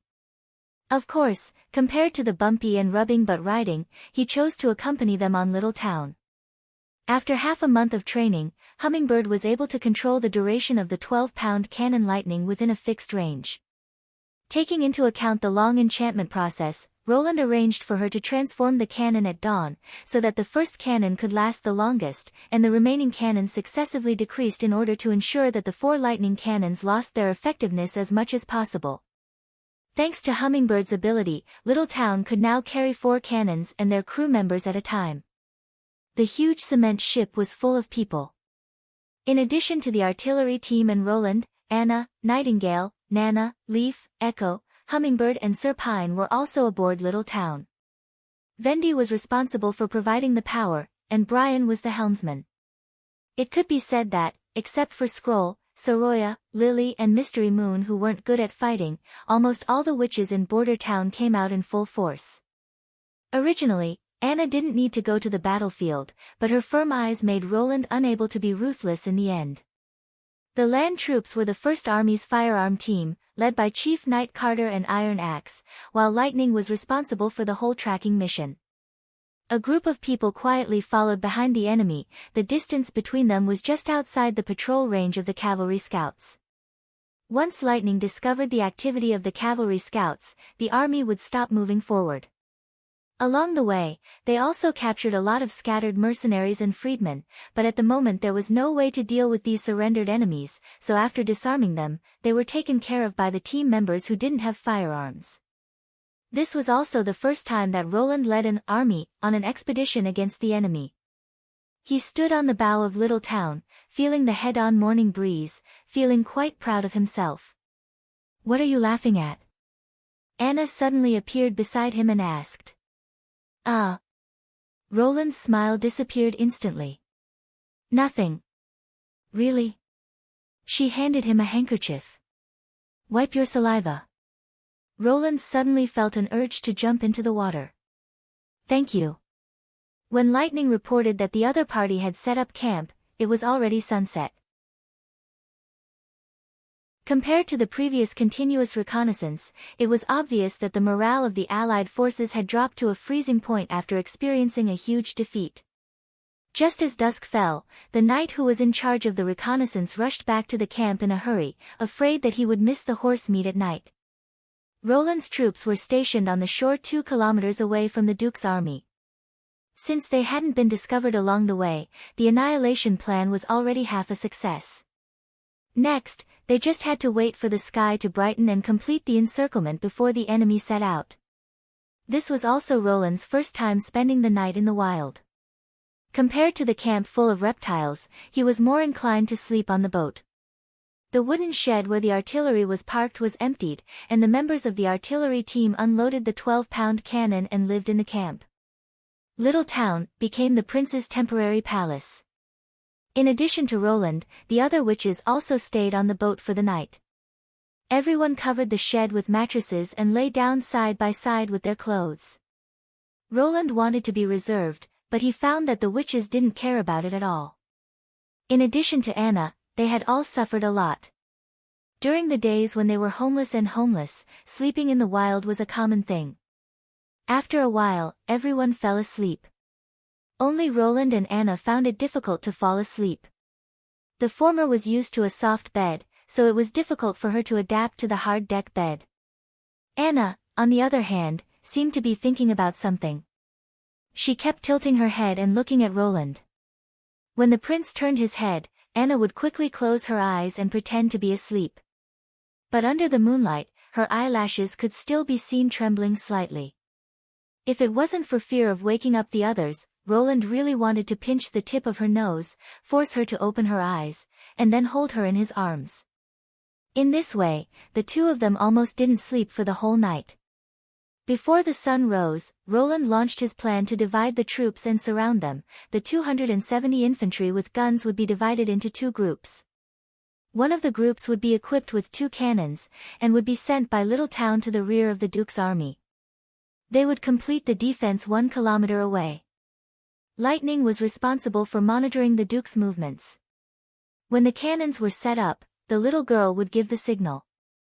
At this moment, Carter would lead the remaining troops to attack from the front. The transportation of cement boats would avoid the possibility of being separated during the march. After entering the fog, Nightingale's black and white vision could be used as a night vision device.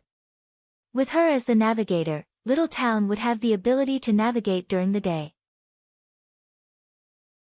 This set of procedures had been repeatedly practiced, so everyone knew what to do even with their eyes closed. Vendi increased the output of the wind, and Little Town, as if riding the wind and breaking the waves, transported the troops in batches to the rear. About an hour later, Iron Axe led the intercepting troops in position. Lightning flew over Carter's camp and flashed the orange flag. At this time, the sky was just beginning to break. The encirclement and annihilation plan officially began. Because Echo was assigned to the rear, the musketeers responsible for the frontal attack didn't need to move to fight. They only needed to line up in a battle line and protect the 2 cannons. The 12-pound cannons were quickly pushed into position and fired at the enemy camp. At this time, most of the Duke's army was still asleep. Along with the rumbling sound of the cannons, solid shells whistled towards the camp. The knight and the mercenaries, who had just woken up from a dream, rushed out of the tent, only to find that the first army had already lined up and were quietly waiting in place. With the experience of the previous day's fiasco, no one dared to challenge this seemingly thin line of defense. They could only flock to the east and flee. Iron Axe had been waiting for a long time behind them. When the enemy appeared in their field of vision, the encirclement and annihilation plan finally reached the moment to close the noose. With Echo playing marching music, the 150 people of the First Army stepped on the drums, lined up in 2 neat rows, and marched towards the enemy. In order to create pressure on the Duke's army, Iron Axe, who was responsible for intercepting, had to take the initiative to attack. If they stuck to their original position, the enemy was likely to abandon their mounts and take a detour to escape through the woods. The Duke of Ryan had already fallen into despair. He simply could not understand how the enemy had appeared behind them. Admit defeat and surrender. He did not know how Roland Wimbledon would deal with a duke who dared to show his sword to the royal family. Perhaps he would be imprisoned, perhaps exiled, or even directly sent to the guillotine. No matter what, Longsong's stronghold would have nothing to do with him in the future. Seeing the troops approaching step by step, as well as the terrifying weapons behind them, he knew that if he did not rush forward now, he would never have the chance to do so again. There were only 30 people left. This was his last chance. They can't stop us, the Duke roared. As long as we cross this horizontal line, they will not be able to catch up with us on foot. We are only half a day away from Longsong's stronghold. Knight, charge with me. Then the Duke began to urge his mount to speed up, but unfortunately, not everyone had the spirit to fight to the death. Only 10 people, including his personal guards, followed him in the charge. However, he could not afford to care so much now. The music came to an abrupt end. The other side stopped in unison, standing in front of him like a wall. Then he saw those people raise the short sticks in their hands. When the Duke of Ryan was only 100 steps away from the human wall, a series of banging sounds rang out. He felt a fierce shock in his chest and abdomen, as if he had been hit by a sledgehammer. Then came a feeling of paralysis and powerlessness. His body leaned back and fell from the horse's back to the ground.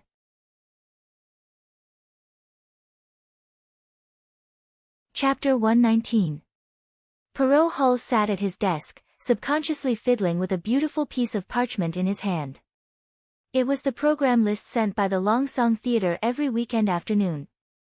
Usually, he would choose a favorite play, let the housekeeper pay a deposit, and then send the invitation to Shirley. But now, he did not read a word. Today was the 7th day of the expedition. If everything went well, his father should have returned with the Duke yesterday. Maybe he was delayed on the road, or maybe he was tired and rested in border town for an extra day. He comforted himself, but the uneasiness in his heart was slowly growing. Roland Wimbledon, the 4th prince, had left a deep impression on him. Perrault even felt it was inconceivable that such an outstanding prince had such a terrible reputation in King City. Bad character, dandy, incompetent, ignorant and incompetent, any evaluation was different from the prince he knew. That was why his uneasiness was so strong. He was afraid that the Duke would lose to him. "Young Master Perrault," the housekeeper shouted outside the door, "there is a letter from Stronghold." From Stronghold? Perrault was stunned. "Bring it in." Peeling off the cover, the first sentence on the letter left Petrov dumbfounded. This was a letter from Prince Roland. Duke Osmond Ryan attacked this king's territory with force and attempted to rebel, but failed. The Duke himself was executed on the battlefield, and now Longsong Stronghold is in my hands. The Duke was defeated. His heart sank, and he continued to read. Except for a few diehards, most of Duke Ryan's accomplices had surrendered and pleaded guilty. Those who rebelled against the royal family should have been executed, but I am merciful and only executed the ringleaders and unforgivable people. The rest of the participants can redeem the captives with money according to the past war custom. The place of exchange is the Lord's Castle of Longsong Stronghold. The following is the list. The wording of this official document was extremely awkward, and it was not the common diplomatic language, but the meaning was clear. The Duke failed in his rebellion and wanted captives. Redeem them with money. Perrault looked down slightly, and his father's name appeared in the first row. Hades. He shouted the housekeeper's name. Prepare the carriage, I'm going to Stronghold Castle. Count Honeysuckle's territory was to the east of Stronghold. When Perrault arrived at the castle district, it was already half an hour later. In front of the Lord's castle stood the militia that he had never seen before. They did not have shiny armor, nor did they have capes or ribbons. In their hands, they held a strangely shaped short stick with a sharp spear at the top. Just by standing neatly in 2 rows with their heads held high and chests puffed out, he felt an oppressive aura. After reporting his identity, Perrault was led into the courtyard and led to the castle hall by a guard. He had been to this place many times, but today, it was as if he had stepped into a completely unfamiliar territory. The guards standing guard in the hallway were all faces he had never seen before. No one nodded or smiled at him, and they were all expressionlessly sizing him up. At the entrance of the hall, a knight came to greet him. "Your name?" "Perrault Hull," Perrault replied a little unhappily. He did not like such an interrogative conversation, so he emphasized again, "Sir Hull." "Oh." The other looked disapproving and flipped through the name list in his hand. "Count Shalafil Hull is your father." "Excuse me," the knight said, but there was not a trace of apology on his face. "I am Carter Lannis, the chief knight of Prince Roland. Please come to the side room first, we need to check if you are carrying any weapons." After a search, Perrault's god's stone of retaliation was also taken down by the guards. "That's not a weapon," Perrault reminded. "Of course not. The knight nodded. We will return it to you after the meeting. Don't worry. He opened his mouth, but in the end, he held it back. Return. That god's stone of retaliation could be regarded as a high-grade item. It was worth at least 50 golden dragons. It was simply impossible for it to not be exchanged for a defective item. Forget it, he thought, I'll just take it as part of the ransom. Entering the hall, Roland saw Prince Roland sitting in the main seat, writing something. When he looked up and saw Perrault, he was startled for a moment, then smiled and said, "We meet again, Mr. Ambassador." It was still a familiar face and tone. Perrault also relaxed a little. He bowed and said, "Greetings, Your Highness. Sit down." Roland raised his hand and motioned him to take a seat. "You must already know what happened. Your father was not harmed in any way. He was one of the first to surrender." "Thank you for your kindness, Your Highness," Perrault said quickly. "I don't know how much ransom Your Highness wants. As long as Honeysuckle can pay, I will immediately send the money." "I don't need money," Roland shook his finger. "I want livestock and people." It was normal to want livestock. Even 50 years ago, when conflicts broke out between the lords, the loser would compensate the cattle and sheep. Perrault had read about this more than once in the book. But, what does he mean by asking for people? "Your Highness, cattle, sheep, horses, there are a lot of them in Honeysuckle's territory. As for the people you mentioned, it's very simple. I want masons, stonemasons, carpenters, farmers, and serfs." The prince handed over a roll of paper. "You can convert them according to the value above. As long as the total is 3,000. He smiled. "By the way, because His Excellency the Count is regarded as the one who captured the most titles, his value is also the highest." Perrault spread the roll of paper in front of the table. He saw that it was full of professions and livestock types, followed by a number, such as, cattle 3, sheep 2, stonemasons 10, and so on. He immediately understood what the other side meant. The value of 3,000 meant that 1,000 cattle, or 300 stonemasons, were needed to redeem his father. Of course, his territory didn't have so many cattle and stonemasons. Moreover, just by arranging the items on the paper, there would be many choices. As a noble who dealt with trade every day, Perrault instantly realized that there was a lot to be done. As long as he was given a few days' time, he would be able to calculate the optimal solution and meet the requirement of 3,000 points at the lowest cost. "Your Highness, one day, I can only give you 1 day," Roland stretched out a finger. "This refers to the time you have to make a choice. After all, if you want to gather so many materials and people, it will take at least 3 or 4 days. Moreover, I won't stay here forever. After a week, I will leave this place. But 1 day is really..." Perrault suddenly froze and stared at the prince. "Wait, you just said, you want to leave. What does that mean? If the letter isn't wrong, the Duke has already died on the battlefield. Longsong's stronghold belongs to His Highness, but he actually said he wants to leave. Is this place not comparable to that small and shabby border town? No, this isn't the point. The point is, if His Highness leaves, who will manage this magnificent city?" A storm was set off in Roland's heart. Will it be inherited by the Duke's children? Thinking about it, this is absolutely impossible. Will I wait for them to reassemble the army to avenge my father? In addition to the Ryan family, the 5 families, or the other noble families? Yes, Roland nodded. "I will take the ransom and return to Border Town." Roland's heart suddenly surged with an idea. Once this idea appeared, it could no longer be suppressed.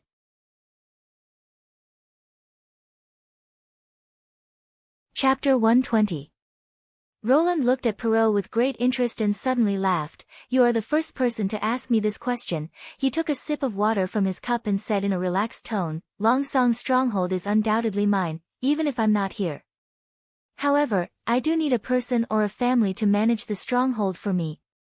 So, what you should ask is not the ransom, but the agency fee. Agent. Perrault was no stranger to this word.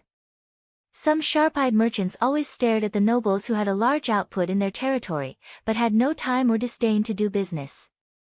In order to obtain this right, they had to pay a sum of money in advance as a deposit. How many pieces of golden dragon do you want? He took a deep breath and calmed himself down.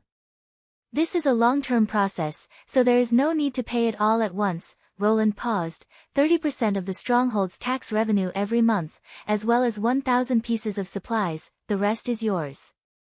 It's not outrageous, Perrault thought, as long as I can completely occupy Longsong's stronghold, such a price can even be said to be fair. The other side is not joking, he confirmed this point, His Royal Highness really intends to do this. This is a once-in-a-lifetime opportunity, Perrault told himself in his heart. He and the prince were not enemies, the duke had been completely defeated, and his children would be deprived of their inheritance. If the coalition of the 6 families could not defeat the prince, who else could stop him from actually owning the Western Territory? Relying on a powerful force was the basic rule for the continuation of the aristocracy.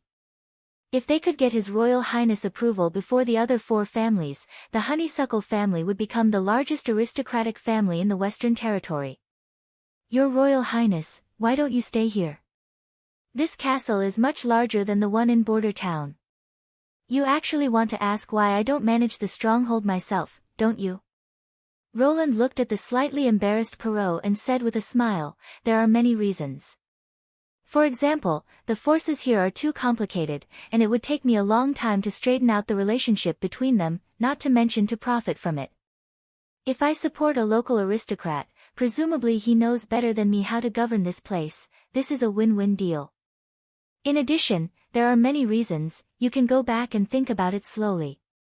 The prince toyed with the silver cup. By the way, if I choose you as my agent, you won't take revenge on me for the Duke, right? Of course not, Your Highness. Although the last question was a little abrupt, Perrault still replied immediately. Now that the Duke was gone, the first thing the 5 families thought of was how to divide his territory. Who cared about revenge? However, Perrault also knew that the reasons given by Her Highness were not the real reasons. The forces were too complicated and difficult to straighten out. In the face of overwhelming power, he could completely eliminate the opposition forces. In 1 to 2 years, all the nobles would forget the loser Ryan, just like what Ryan had done in the past. But 2 years was absolutely not enough to build Border Town into a big city like Longsong Stronghold. His Highness Roland must have a deeper plan. That's good. Then, this city, I'm willing to represent you, Your Highness. Perrault blurted out, but soon his expression became hesitant, but, the king, no, I mean your brother, may not necessarily agree with this result. If he assigns a new duke to the Western Territory, I will be powerless to fight against King's City. You don't need to fight, Roland threw 2 letters in front of him. Look at this, and also the documents I found in the Duke of Ryan's study. Perrault quickly scanned the contents of the letters and couldn't help but suck in a breath of cold air. The first letter looked like a secret letter. The new King Timothy fought with the Queen of Clearwater in Eagle City and suffered a major defeat. The content of the second letter was even more frightening. Only half of the letter was written, but the Duke of Ryan's intention to annex the Northern Territory and become an independent king had already been expressed on the paper. Because there was no end, it was not clear who this letter was to be sent to. He immediately understood His Royal Highness's meaning. There was no need to resist, because the new king was already too busy to take care of himself. Otherwise, the Duke would never want to raise the flag and become independent. His elite knight regiment was enough to conquer the Western Territory, but compared to King City's knight regiment, it was still far from enough. The secret letter may have been forged, but this document was indeed Osmond Ryan's handwriting, unless the prince found a witch who could imitate other people's handwriting. He thought for a moment, then immediately denied this speculation. There was no need for the other party to go through so much trouble to deceive him. Acting as the agent of Longsong Stronghold wasn't a one-sided deal. If he couldn't gain a foothold in Longsong Stronghold, His Royal Highness wouldn't be able to benefit either. Moreover, the duke appointed by Timothy would inevitably be the enemy of the fourth prince. If the honeysuckle family wanted to be above the four big families, they would have to rely on the prince's support. On the other hand, in order to ensure that the treaty wouldn't be abolished, the prince would also have to make the Hull family sit in this position more stable. Thinking of this, Perrault slowly stood up and bowed to Roland. "The Hull family is willing to serve you." "Very good," the latter nodded, "but now I can't decide who will be your agent. First, I'll ask you a few questions." "Your Highness, please ask." "How do you plan to deal with the forces that oppose you? What is your estimate of the monthly tax revenue? How can you guarantee 1,000 points of goods? If I ask you to vigorously develop trade, what measures will you take?" Perrault originally thought that His Highness just wanted to take this opportunity to understand the information of the various nobles in the Western Territory. He didn't expect that the other would actually ask such strange questions. It was as if he was testing his administrative means and business knowledge. After a series of questions, Perrault racked his brain to answer them one by one, and His Highness's expression became more and more satisfied. Finally, he clapped his hands and said, "Good, that's all for today. When you confirm the ransom of 3,000 points, you can come and redeem the Earl. Rest assured, I will entertain him well in the next few days. Your Highness, the agency, it will also be revealed on that day."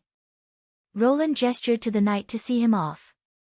Perrault walked out of the hall with a complicated mood, and then saw Carter put the god's stone of retaliation back into his hand. It was still the same bright blue one, the one that was worth 50 golden dragon stones. "How was it?" Roland looked at Nightingale, who had just appeared beside him. "Well, what I said was basically the truth," she shrugged. "I was much more sincere than the previous few. By the way, is it really okay for you to repeat the same words to everyone? And those letters, the contents are all confidential." "Not everyone." The prince looked at the list in his hand. "They are all from the 5 big families, and only these great nobles are suitable to manage the stronghold on my behalf.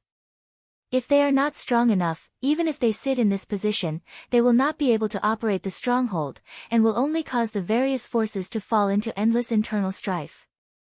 As for the news of Timothy Wimbledon's defeat in Eagle City, it is not a secret. Sooner or later this news will spread throughout the whole Grey Castle. What I have to do is to make it spread a little faster." And these 2 pieces of news really came at the right time, he thought. If the second prince had not suffered such a crushing defeat, I am afraid I would have to spend a lot of effort to recruit an agent, and if I had used coercive means, the result might not have been so good. "So, you have chosen him?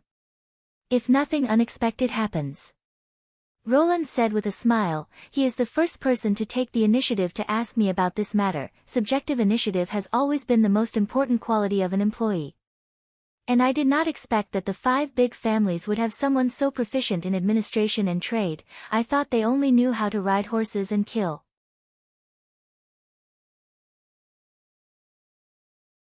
Chapter 121.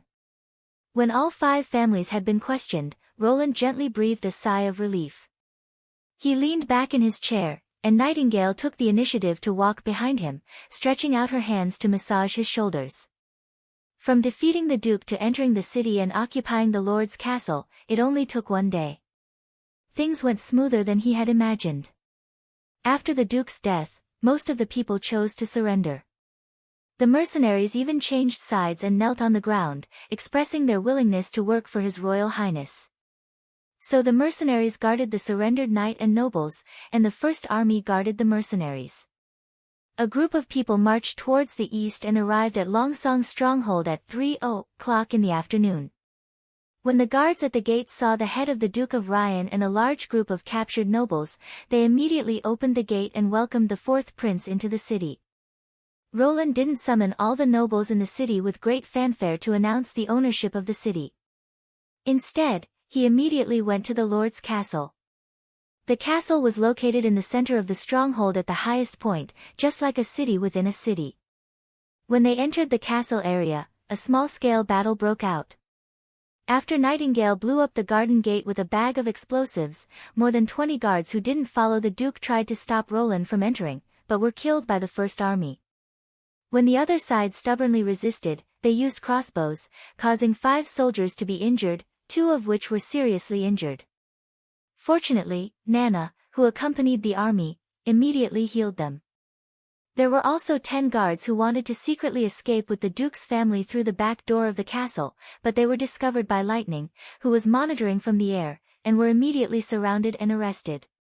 The Duke's wife and 2 sons were captured. Until now, they were still in the dark, ignorant of the news of the Duke's defeat.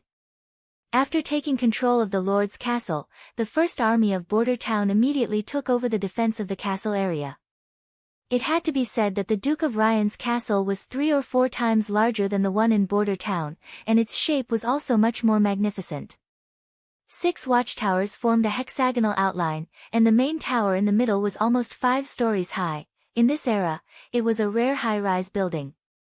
The garden was equipped with residential warehouses and stables, and there was even a private prison in the castle basement. He packed the valuable prisoners and the Duke's family into the cells, dismissed the civilians, confiscated the weapons of the mercenaries, and placed them in the spare rooms in the garden. At the same time, he picked out a few leaders, gave them high salaries, and let them look after themselves. In Roland's eyes, the North Slope mine was the best home for these opportunists, but he had more important things to do now. That was the most important loot after a battle, commonly known as looting. Roland took a group of witches and searched the castle from top to bottom. He didn't even let go of the god's stone of retaliation that was placed in the vault and the secret room. After a thorough search, the results were simply touching.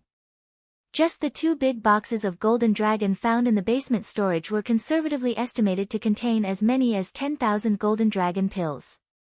Nightingale found dozens of eyeball-sized gems in the secret compartment of the bedroom, while Echo found a dark room behind the fireplace. After entering the secret chamber, not only were there all kinds of gold handicrafts, such as scepters and crowns, but there were also many dazzling pieces of jewelry that were neatly hung on the wooden shelves on the wall. This was the financial resources of a duke. Roland looked at this huge wealth, and then thought of Border Town's autumn and winter revenue of less than 500 golden dragon ores. His heart was filled with emotion. This was the allure of plundering. If he didn't come from a highly developed industrial society, he was afraid that he would also be addicted to it. But even though he was emotional, he still had to accept these things. In the foreseeable future, Border Town's labor population would increase significantly, and before the development of agriculture in his territory, he needed a large amount of money to import food from other places. Therefore, Hummingbird lightened the boxes of treasures, and Iron Axe and the prince's personal guards were responsible for escorting them. Through Border Town, they would bring the spoils of war back to their castle and store them there. Taking into account the time needed to enchant the large items, it would take about 3 days to transport them all.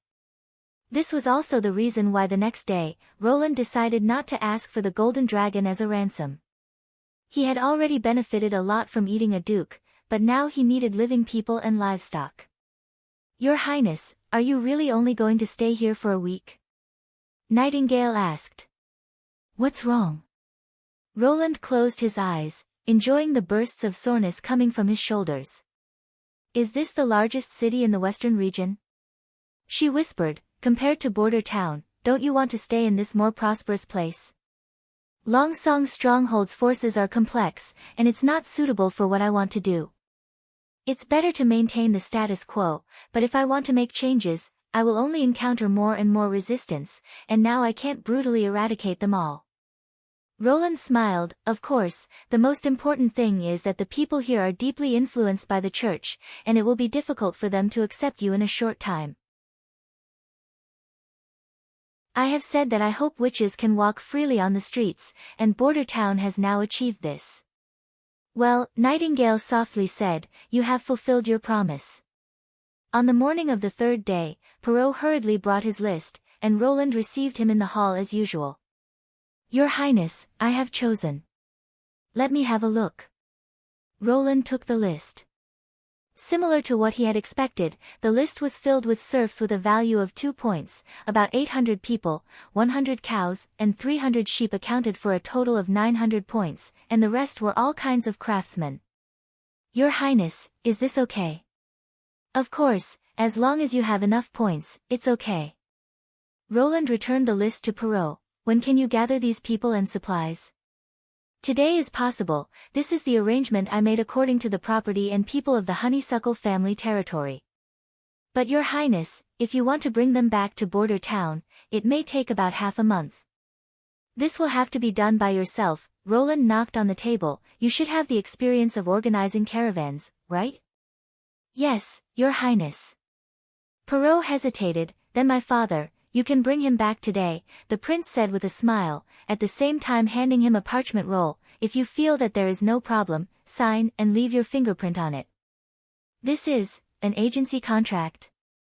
Perrault glanced at the beginning. His voice became excited. Did you agree to grant the agency to the Honeysuckle family? Please wait a moment. He spread out the paper roll and began to carefully read the contract. The other side's cautiousness made Roland nod with satisfaction. As a collaborator, paying attention to the contract was the most basic requirement.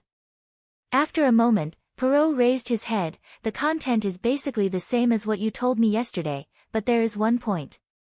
He pointed to the end of the contract. Your Highness, shouldn't my father's name be written here? He is the Count of the Honeysuckle family, and also the representative of the family. Roland smiled. Of course not, it was you who discussed the matter of the agency with me, not your father. So, the end of this contract is naturally written with your name.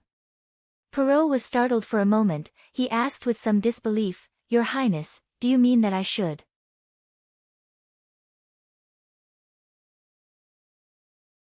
Chapter 122. The dungeon of the castle was not as damp and dark as the prison of Border Town. Probably the Duke did not want his basement to become a haunted house, or to smell a disgusting stench when he walked down the stairs. In general, the dungeon was relatively clean. Different cells were decorated differently. Some were empty, some not only had beds, but also had wardrobes, desks and chandeliers. Probably the Duke originally used this place as a place to detain some nobles, so basic etiquette must be maintained. Roland also found a special cell in the corner. A large bed occupied half of the room, chains hanging from the ceiling, but the chain head was tied to the iron handcuffs wrapped in a layer of sheepskin, and a variety of whips hung on the wall. It seems that the Duke Ryan has done some research in some aspects, he thought. Unfortunately, I will leave here in a few days, so I can't have a good time to figure it out. As the most valuable captive, Shalafil Hull was naturally locked up in the best cell. If you did not look at the iron railings outside, you would think it was a luxurious bedroom. Living with him were the Viscounts of the Maple Leaf and Wolf families, the eldest son of the Wild Rose family and the second son of the Elk family. These families, together with Lion Ryan, formed the 6 families of Longsong Stronghold. Of course, Ryan's faction had been disbanded by Roland, so his wife and son were locked up next door. Seeing His Royal Highness appear in the dungeon, the nobles stood up one after another. Without waiting for them to ask, Roland said, Count Hull, you can come out.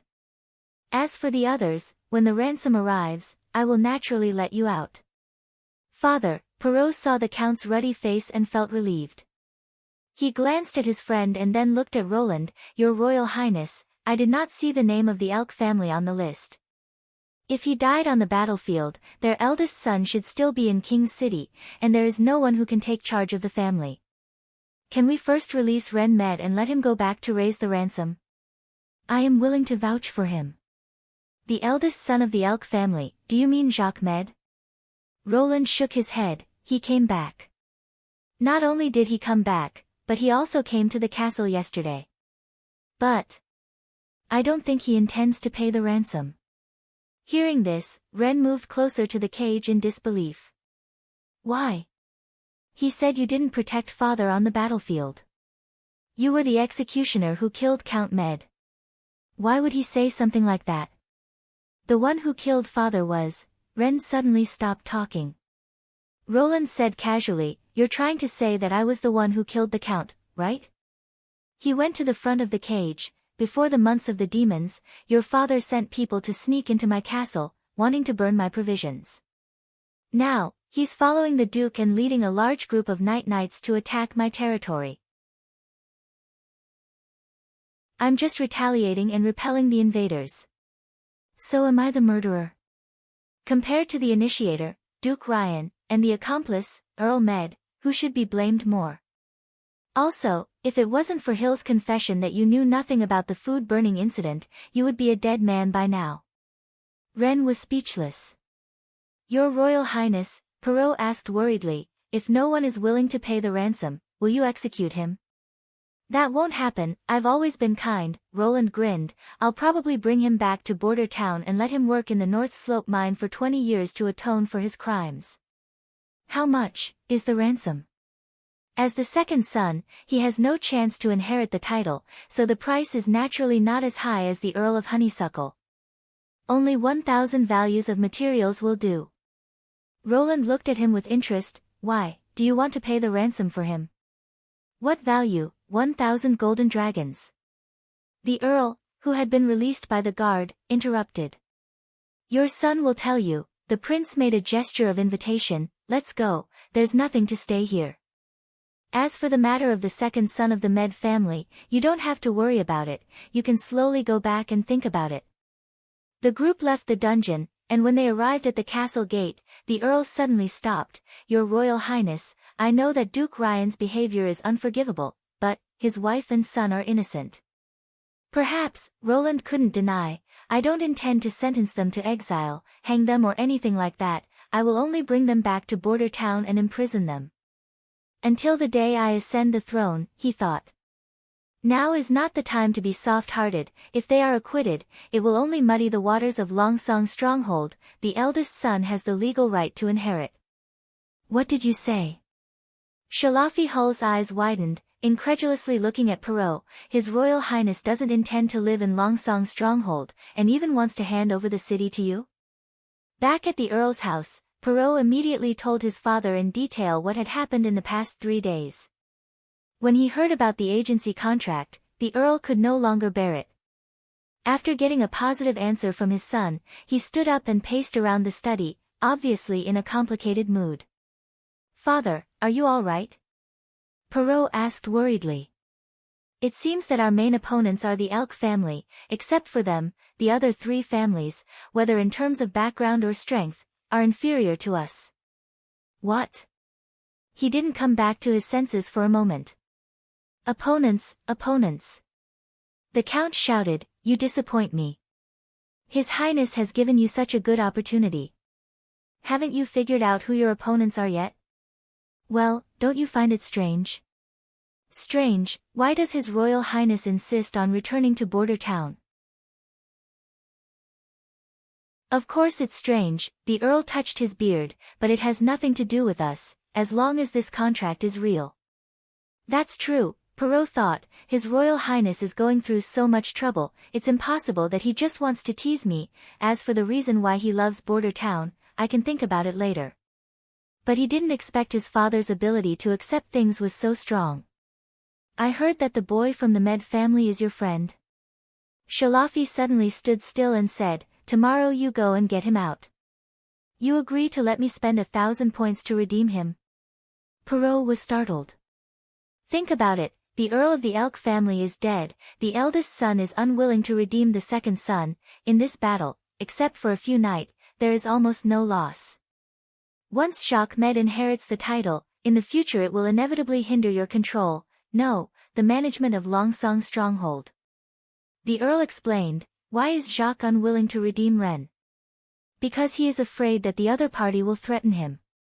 Well, it turned out to be for this reason. Perrault smiled bitterly in his heart. But he knew that what his father said was right.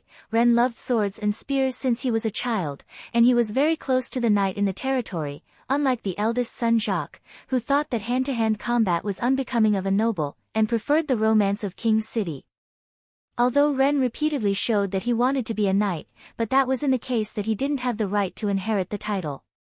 Now that the Earl was no longer restraining him, who knew if he would summon his knights and kill the firstborn in one blow?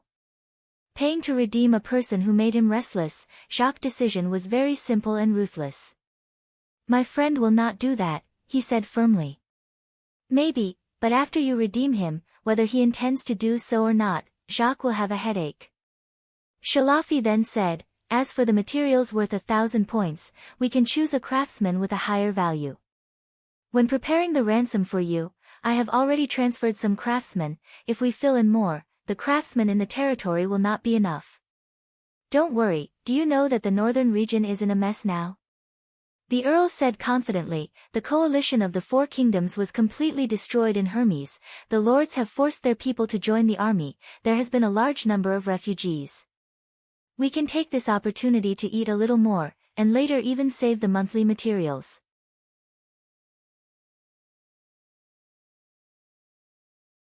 Chapter 123.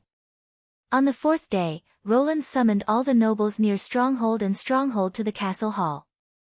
Although most people already knew the news, he felt it was necessary to emphasize that the western region had a new master. When he stated that he would return to Border Town and hand over Stronghold to the eldest son of the Honeysuckle family, everyone immediately began to talk. Of course, no one was willing to take the lead to express their dissent at this time. The Duke's head was still hanging high at the city gate, and the news of Timothy's defeat made it impossible for speculators to use external forces. Except for the knight of the Honeysuckle family, the other captured knight would not accept the ransom and would be escorted back to Border Town together with the mercenaries. In Roland's plan, all the mercenaries would be sent to mine and reform through labor, and the knight would be employed after examining their repentance. After all, most of the knight were literate and could be used as teachers for universal education. Of course, they would not be allowed to use weapons for the rest of their lives. In this way, the Honeysuckle family would be able to suppress the 4 families, and the force in their hands would be enough to defend Longsong's stronghold and the Earl's territory, Roland thought. As for the undercurrent surging under the water, it was Perrault's job to worry about.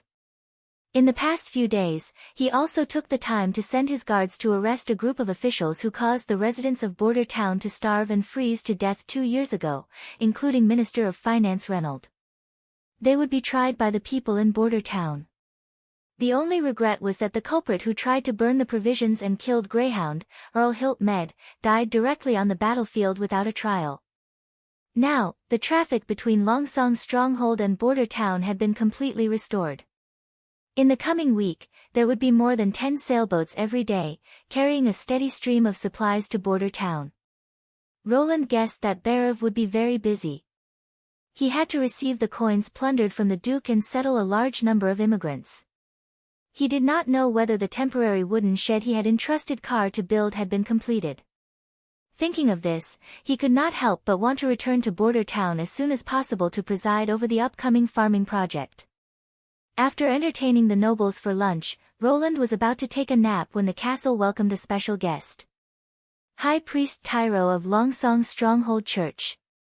Roland's sleepiness instantly disappeared.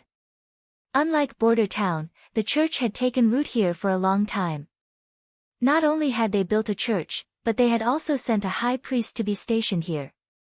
This was also the main reason why the prince had decided to return to Border Town. Under the influence and indoctrination of the church for a long time, any civilian could become their informant. His plan to have the public participate would be restricted in every way, and the risk of the witches being discovered would also increase exponentially. Unless the church was uprooted, his reforms would be impassable.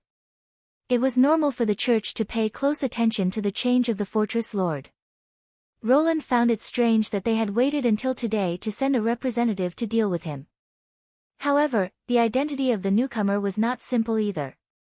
The followers of the high priest were high-ranking members of the church. They were in charge of supervising a region, and the territory they governed was similar to that of a duke in the secular world. Roland received the high priest in the hall as usual. High Priest Tyler was a middle-aged man in his 40s. He was wearing a white robe with blue edges. His clothes and appearance were neat and tidy, and he behaved like a well-mannered nobleman. If Roland had not been on the side of the witches and the royal family, he would have been happy to talk to such a person. The high priest must have a high-quality god's stone of retaliation with him. To avoid any accidents, Roland specifically told Nightingale to stay away from the high priest before the meeting. After Tyro saluted, Roland invited him to take a seat and ordered the servants to serve tea. No matter what he thought, he still had to put on a good show. Your Highness, on behalf of the Holy City, I send my blessings, Tyros said with a smile. You've become the true lord of the Western region. May God bless you. Thank you, Roland replied in a relaxed tone. It seems that you don't care about me killing the Duke of Ryan and seizing Longsong's stronghold at all. We rarely interfere in worldly disputes. As long as we can make the people live a better life, we're a wise king.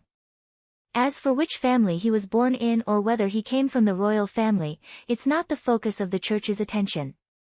In fact, the church doesn't care about one's status.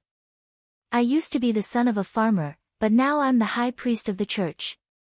He smiled. With all due respect, Your Highness, I'm afraid no farmer's son can become a duke. If he started an uprising to overthrow the royal family, he could become the king himself. Roland thought to himself, but he did not refute. Instead, he changed the topic. So you're here today just to send blessings? Blessings are only part of it. I'm also here to cooperate. Cooperation? What kind of cooperation? In terms of expanding your territory and influence, we can help you to the best of our abilities. Wait. Roland frowned. You just said that the church rarely interferes in worldly disputes. Rarely interferes doesn't mean it doesn't interfere, the high priest said calmly. Nowadays, the fight between your brother Timothy and Princess Garcia has made the people of the Southern Territory miserable. As I said, as long as the people live a stable and peaceful life, the church will recognize him as a worthy king. And you are such a person. Roland was stunned. Does this mean that the other side wants to help me fight for the throne? He asked subconsciously, why? You led the people of Border Town to fight against the demonic beasts and safely survived the months of the demons, which proved your courage and ability. From the large amount of food that Willow Town bought, it can be seen that you don't want the people to starve, which is a sign of kindness. You have 3 noble qualities, and at the same time, you have the royal blood, which is the reason why we chose you. Roland simply didn't believe the reason the other side had said, but at least these words proved that even when Border Town was like an isolated island sealed off by the heavy snow, the church was still watching this remote place. How can I help? Send the Judgment Army to fight for me. We also want to quell the war as soon as possible, but doing so will arouse the resentment of most of the nobles, so we can only help you with materials. The high priest took out 2 pills from his bosom, one red and one black. This is the Holy City's prayer room, which is equivalent to the medicine made by your alchemy workshop. The red pill can temporarily give your subordinates great power, while the black pill can increase their tolerance to pain, cold, and heat by several times. With this medicine, your army will be unstoppable. And the church only charges the most basic production fee. He paused. 1 pill of 5 golden dragon. As for these 2 pills, I can give them to you as experimental products to prove that what I said is true. What do you want in return? Expand the scope of the church, and build a church in every territory. Of course, this is good, but quelling the war is our original intention. As long as the people settle down, they will naturally fall into the arms of God. Roland accepted the pills. It sounds amazing, but for the time being, I have no intention of fighting for the crown of Greycastle. Whether it is Timothy or Garcia, they are my blood relatives. I don't want to hurt them.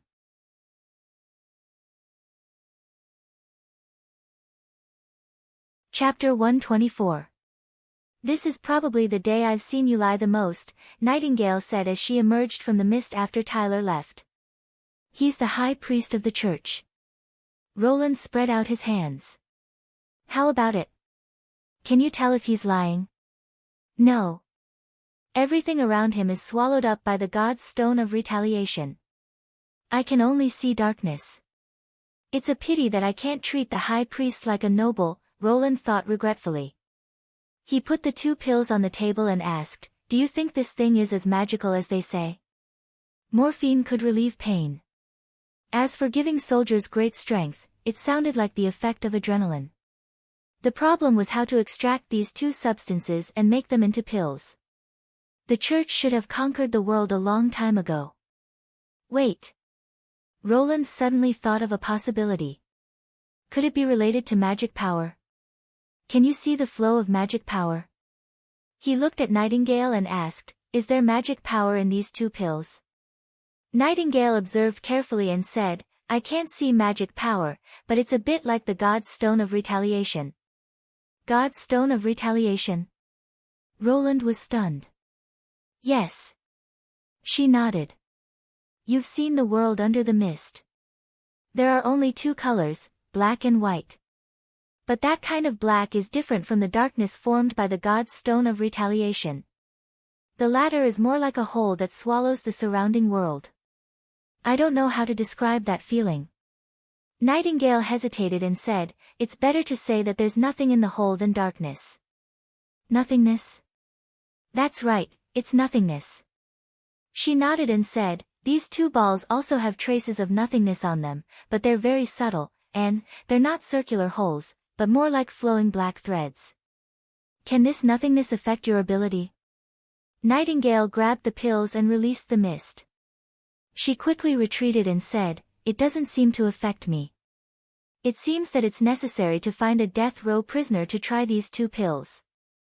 Roland carefully wrapped the pills with paper and put them in his arms. I didn't expect the church to think so highly of you, Nightingale said gloomily as she returned to the prince's side. If the high priest wasn't wearing a God's Stone of Retaliation, I bet 9 out of 10 of his words were lies. Roland pursed his lips. Most importantly, what they're doing and what they're asking for don't match. Why? Look at what they want, more churches, more believers, a prince or a king that they can support, and from then on, they will spread the word that the monarchy is divine. A stable country was better for them to recruit believers and develop their influence. Otherwise, the churches and monasteries would become targets of looting by refugees and nobles. But aren't they interested in the stability you can bring to the people? That's not the case. Roland shook his head. Stability comes from unity or balance. Even if the king eats, drinks, and plays every day, the people of a unified country will live better than the refugees in the flames of war. So it's not strange for them to support the 2nd prince or the 3rd princess, but it's strange for them to support me, especially when Garcia has won a great victory. At this time, if the church fully supported Garcia, King's City and the Eastern Front would be swallowed by her in less than half a year. By then, 70% of the land of the Kingdom of Grey Castle would be in the hands of the Queen of Clearwater. Roland thought that the pressure he would face would increase greatly. Instead of helping the strong, they chose him, who seemed to be the weakest. It seemed that the church's decision was beneficial to him. But if he accepted their support, the situation between the 2 kings of Grey Castle would become even more chaotic. The direct result of the 3 Kingdoms' war would be a sharp decline in population, a rapid loss of wealth, and the spread of war to the whole country. The date of unification would be delayed again and again. How would this benefit the church? Not to mention increasing the number of believers, he was afraid that all the churches built in various places would be demolished. I don't understand you nobles thinking, always beating around the bush. Nightingale sighed. Well, Roland replied with a smile, except for me. The witch narrowed her eyes, tilted her head and stared at the prince for a long time. Strange, why is this sentence also true? 3 days later, Roland finally emptied the castle and the Longsong stronghold library. Satisfied, he boarded Little Town and embarked on his journey back home. Along the Redwater River, he approached Border Town. The scene on both sides of the river had changed. On the opposite side of the town, on the open space burned by Anna, many people were busy, looking at their clothes. They should be the serfs who had been transported to Border Town. On the side near the impassable mountain range, many simple wooden sheds had been set up. Some people were faintly moving in the wooden sheds. Roland guessed that these people were the serfs' families. These people had been tied to the land for generations, and their children were also serfs. Because they could not see any hope, most of them lived a numb life. They worked not because of the desire in their hearts, but because of the whips and ropes in the hands of the slave owners. The low production efficiency was simply a great waste of human resources. There was no doubt that slavery was the enemy of industrial production, it was a system that must be abolished. But Roland did not intend to wave his hand and make them all free people. Instead, he wanted to provide a channel for them to see the hope of being promoted to free people, because there were precedents of masters being kind enough to free their slaves from slavery. Even if this compromise was spread out, it wouldn't have too much of an impact. At most, it would make other nobles think that he was just a good person. When the time was ripe in the future, he would fully implement the abolition of slavery, and the resistance would be much smaller. The pier was crowded with sailboats. It was clear that this small pier could no longer bear such heavy transport pressure. Fortunately, Little Town's draft was shallow, so they could directly dock without the pier. It seems that the expansion of the pier also needs to be listed on the agenda, Roland thought.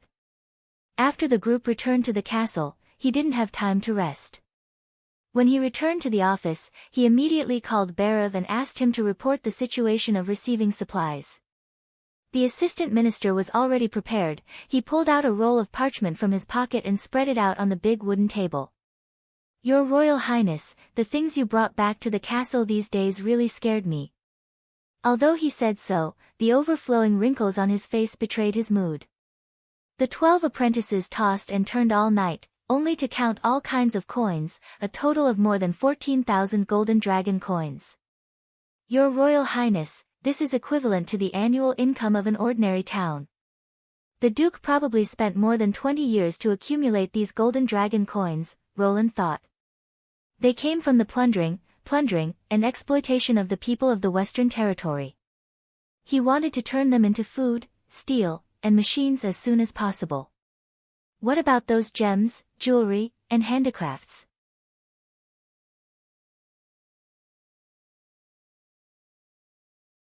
Chapter 125.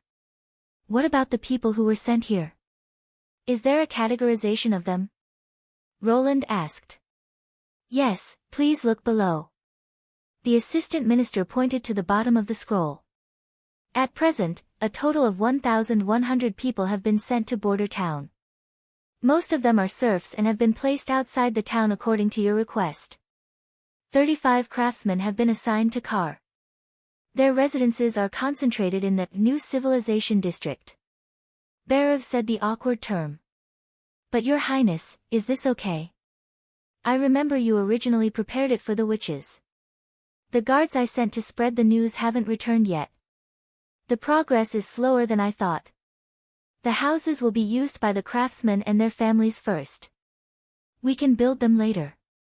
In Roland's plan, Border Town would be completely renovated. The wooden houses and mud bungalows would be rebuilt into brick houses. At the same time, spacious streets would be left, unlike now, where most of the alleys were only wide enough for 2 people to pass side by side. Yes, Barav nodded. Your Highness, I heard that cattle and sheep will also be sent over. Yes, but not now.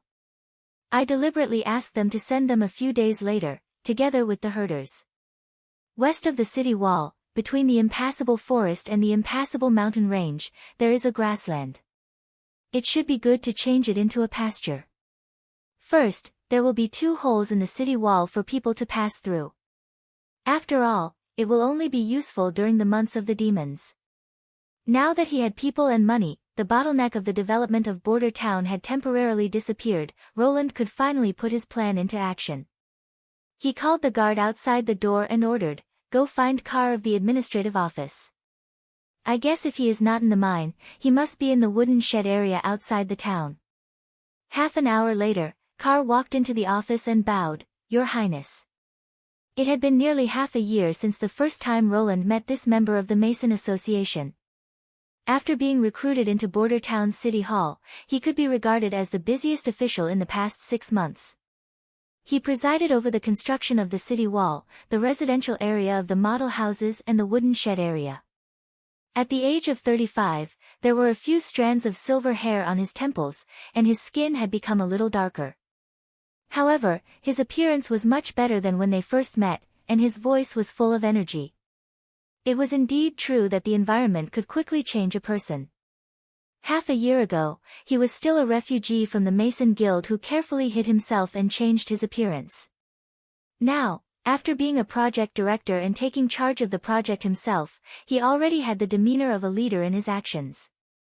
However, what Roland admired the most was his willingness to sacrifice for others.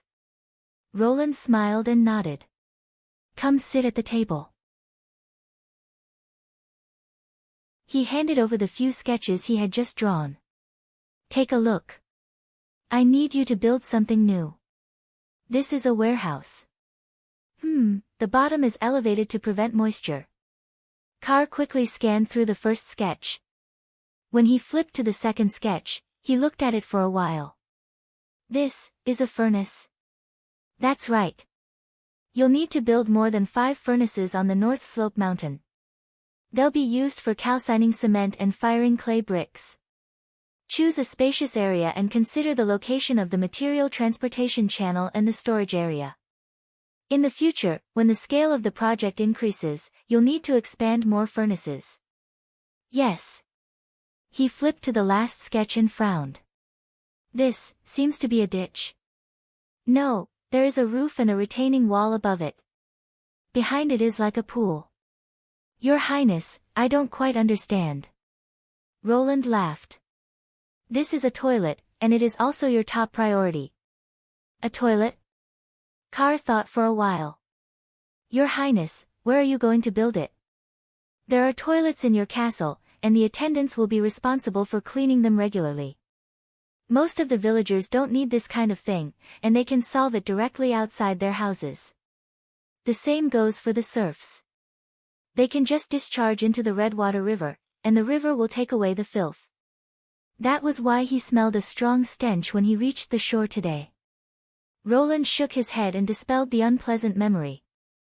"That's why we need to change this bad habit." Bad habit?" Carr didn't seem to understand. For the civilians who were used to defecating and urinating anywhere, they naturally wouldn't understand how beautiful a world where they could stroll around without stepping on landmines would be. Roland criticized in his heart. "Anyway, you can build it according to the sketch.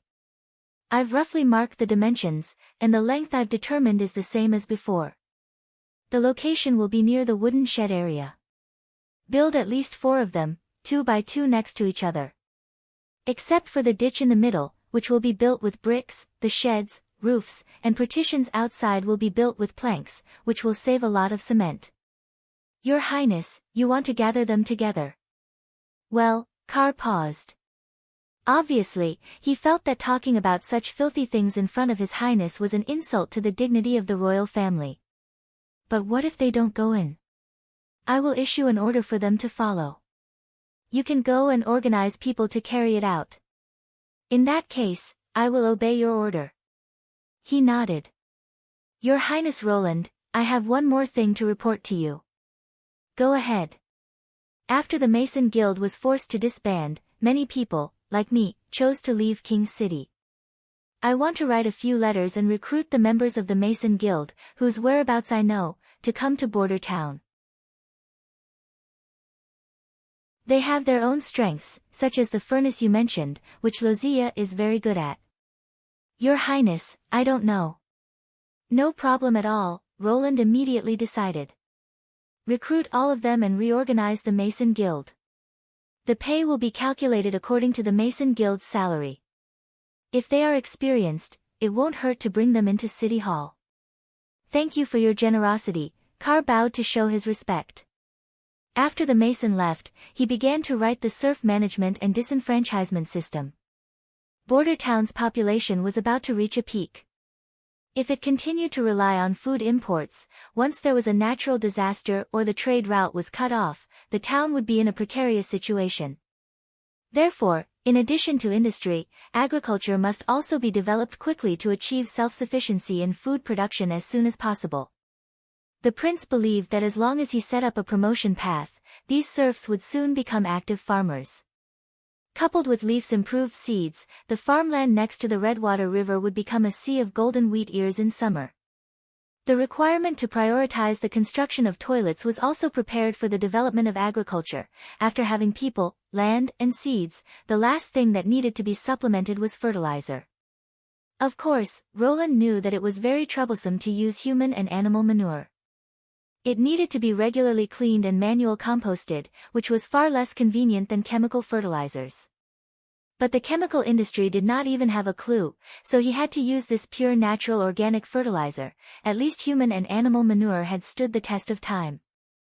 Until the 20th century, some villages could still see this traditional fertilization method.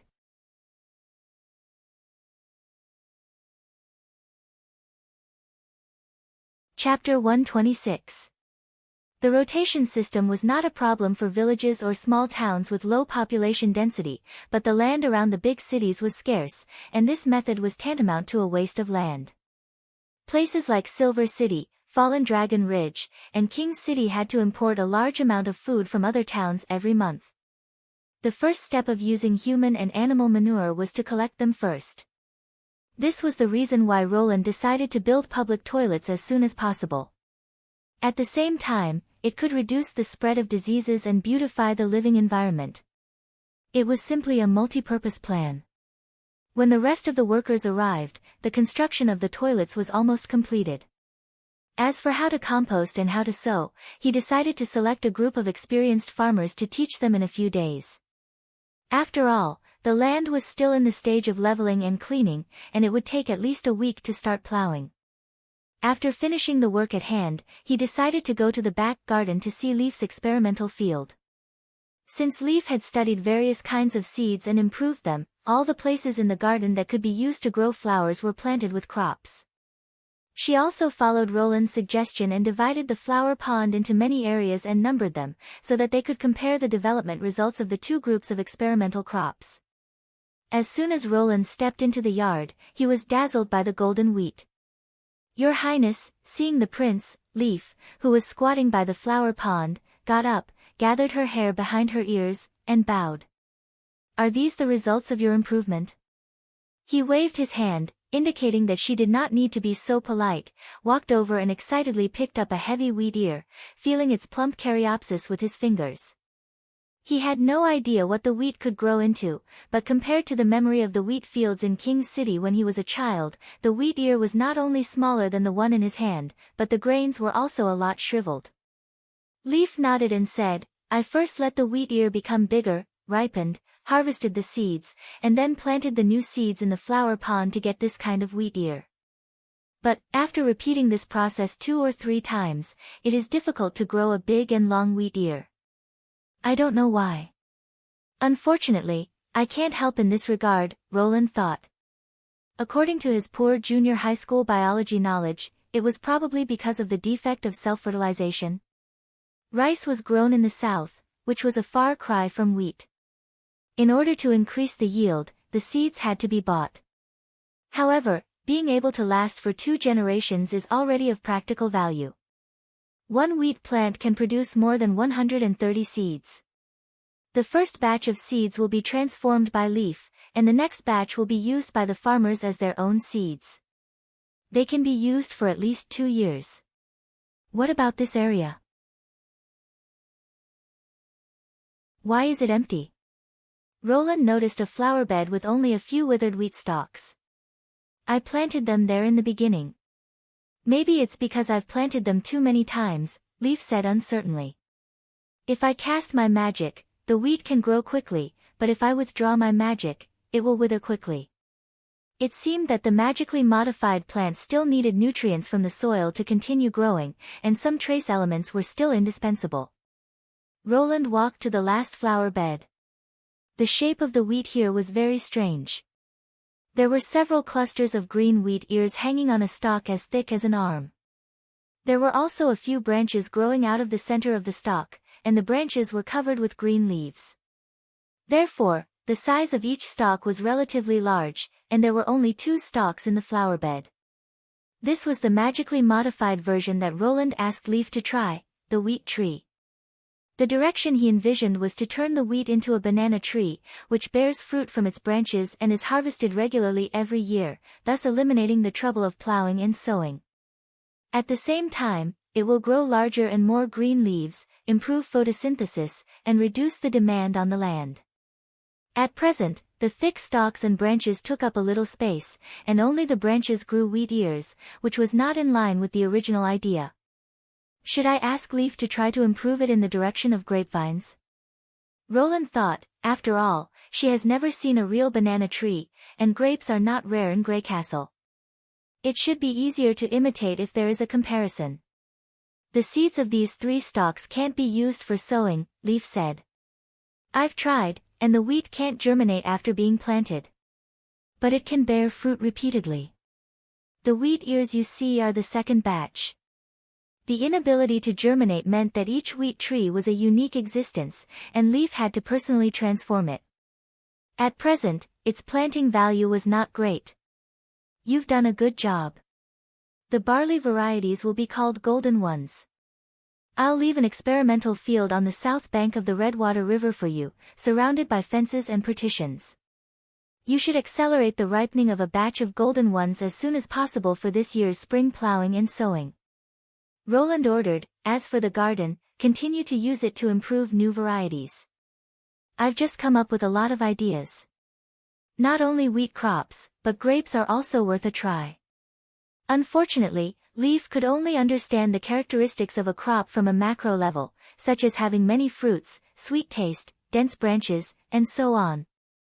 If she could understand it from a micro level, would she be able to directly manipulate the genes and make subtle and precise adjustments? For example, plants could absorb light other than visible light, such as ultraviolet light, X-ray light, or even ionizing radiation to carry out photosynthesis, directly producing starch, glucose, sucrose, and other energy storage substances. In this way, people could directly plant crops in the culture tank.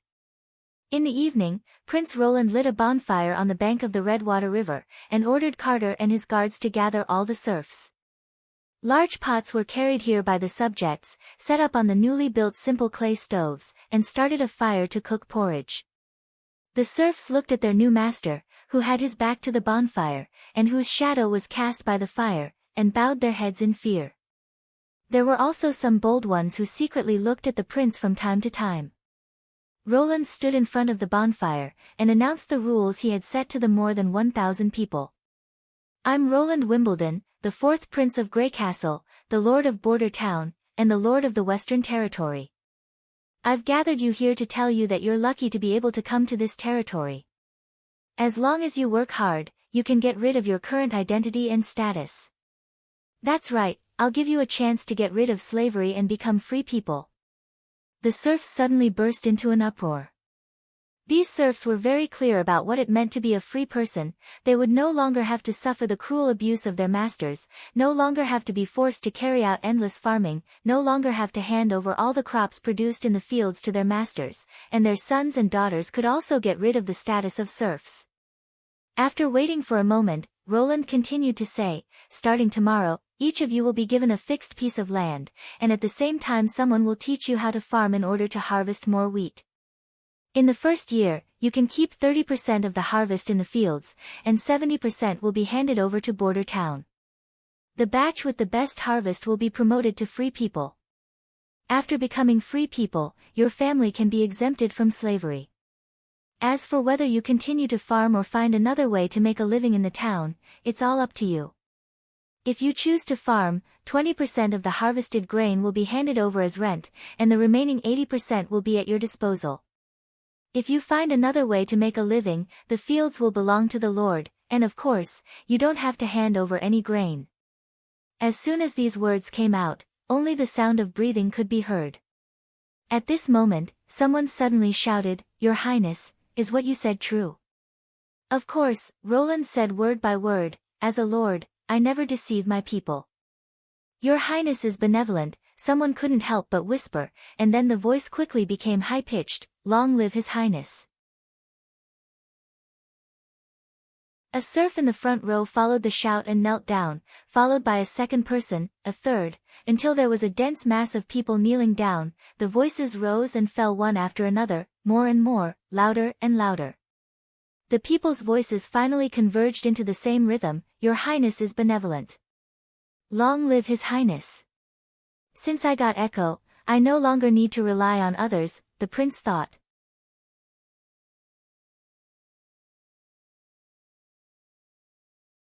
Chapter 127. After Roland fell asleep, Nightingale emerged from the fog and gently helped him adjust the quilt, covering his exposed arms.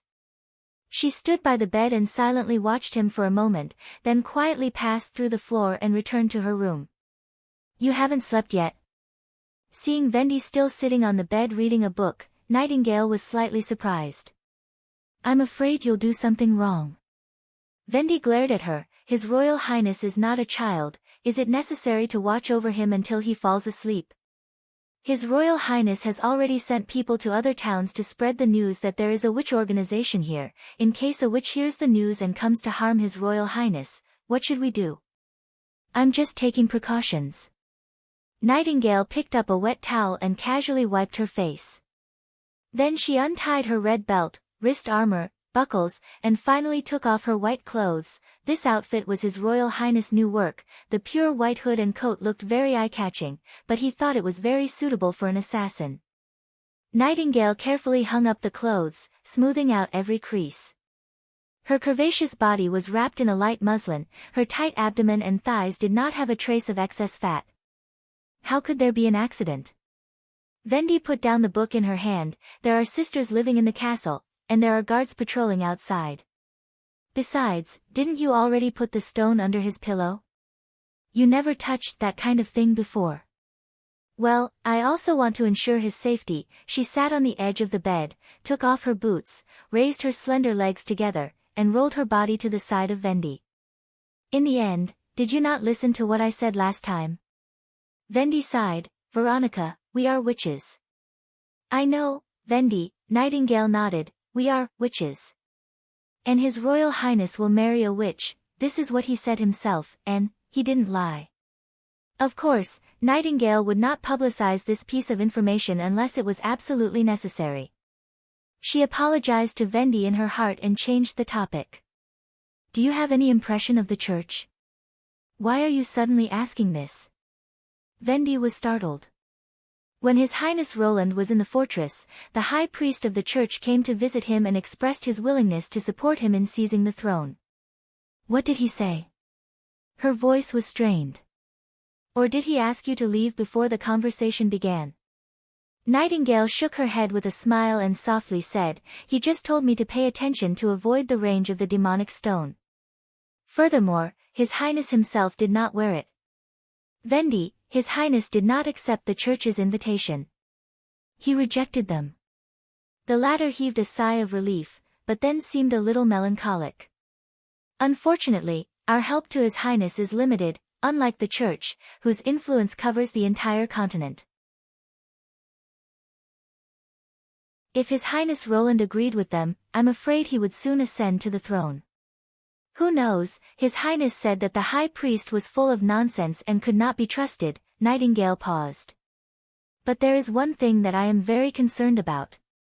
She told them about the red and black pills. In the fog, the pills and the God's Stone of Retaliation had the same color, which is simply incredible. My sisters have all seen the result of swallowing a God's Stone of Retaliation. It is no different from suicide. The high priest said that it was a drug developed by the Holy Prayer Room in the Holy City. Have you ever heard of this organization when you were in the monastery? When the Witch Cooperation Association left Silver City, Kara had led Nightingale, Windchaser, and Stone to set a trap to catch the villains who had followed them for the bounty. One of the methods they used was to force them to swallow the God's Stone of Retaliation they wore. The villains who swallowed the God's Stone of Retaliation would quickly die. Their whole body would curl up like a dried fish that had been exposed to the sun. I don't know. Vendi closed her eyes and slowly said, as long as I can remember, I lived in the monastery of the old holy city. There were high walls on all sides, and I couldn't see anything except the sky. All day long, I could only move around in the courtyard, and it was the nun who taught me how to read and understand pictures. I still remember her name, Farian. One of the books she read to us was dedicated to the old holy city. There were churches, monasteries, libraries, memorial halls, and heroes' walls, but I have never heard of the Holy Prayer Room. I lived in the monastery for more than 10 years, until that accident happened. Nightingale had heard Vendi mention that the monastery had been attacked by witches, and many people had died in that accident. She had also taken advantage of the chaos to escape from the monastery, although I don't know which witch had such courage, daring to challenge the church alone, but at least she saved you. No, Veronica, the witches came from the church. Vendi shook her head. She, like me, is also a member of the monastery. What do you mean? The girls living in the monastery can basically be divided into 3 categories. One is like me, who stayed here since childhood, and don't know where they came from. The other is street children or orphans, who were adopted by churches and sent here, and the last is sold to the church by their parents. The manager separated them according to their age, and placed them in different dormitories, and the content of learning was also different. The youngest learned how to read, the 10 to 14 learned how to sing, and the 14 and above learned etiquette. That's why the nun called us the literacy class, and the older ones were called the choir and the teacher class. Once the girls in the teacher class came of age, they would be sent away from the monastery. This was the first time she heard Vendi talk about these things. She had never heard of her experience in the monastery before. In the first few years, I often heard girls screaming at night. It was all from the choir and the teacher class. I didn't understand what was going on. Until I was promoted to the choir, I found out that there would be adults from the church visiting the dormitory at night, and they would drag a few girls from their beds, and only send them back in the morning. Sometimes, not all of them would be sent back. Nightingale bit her lip. Of course she knew what Vendi meant. This would happen once or twice a month, and when it was frequent, it would happen almost every other day. Then I was chosen, and Farian dragged me out of the room, whispering in my ear that I had to endure it. I was dragged to a half-buried room in the corner of the garden. The room was brightly lit, and there was a woman from the teacher class chained to the wall. There were 4 or 5 people. Her voice trembled slightly. When they approached me, the woman suddenly broke free from the shackles, grabbed the neck of the person closest to her, and killed him like a chicken. She awakened? I don't know. Vendi shook her head. Although those people took off their clothes, they were still wearing God's stones of retaliation. She killed them one by one, and one of them had all his limbs pulled off, and before he died, he seemed to say, "Extraordinary." The adult's scream startled the guards outside the room and Farian. After they opened the iron door and rushed in, they were shocked by the scene in front of them, and the woman directly threw herself at them. Extraordinary. Do you mean witches? Nightingale asked. Even the guards were no match for her.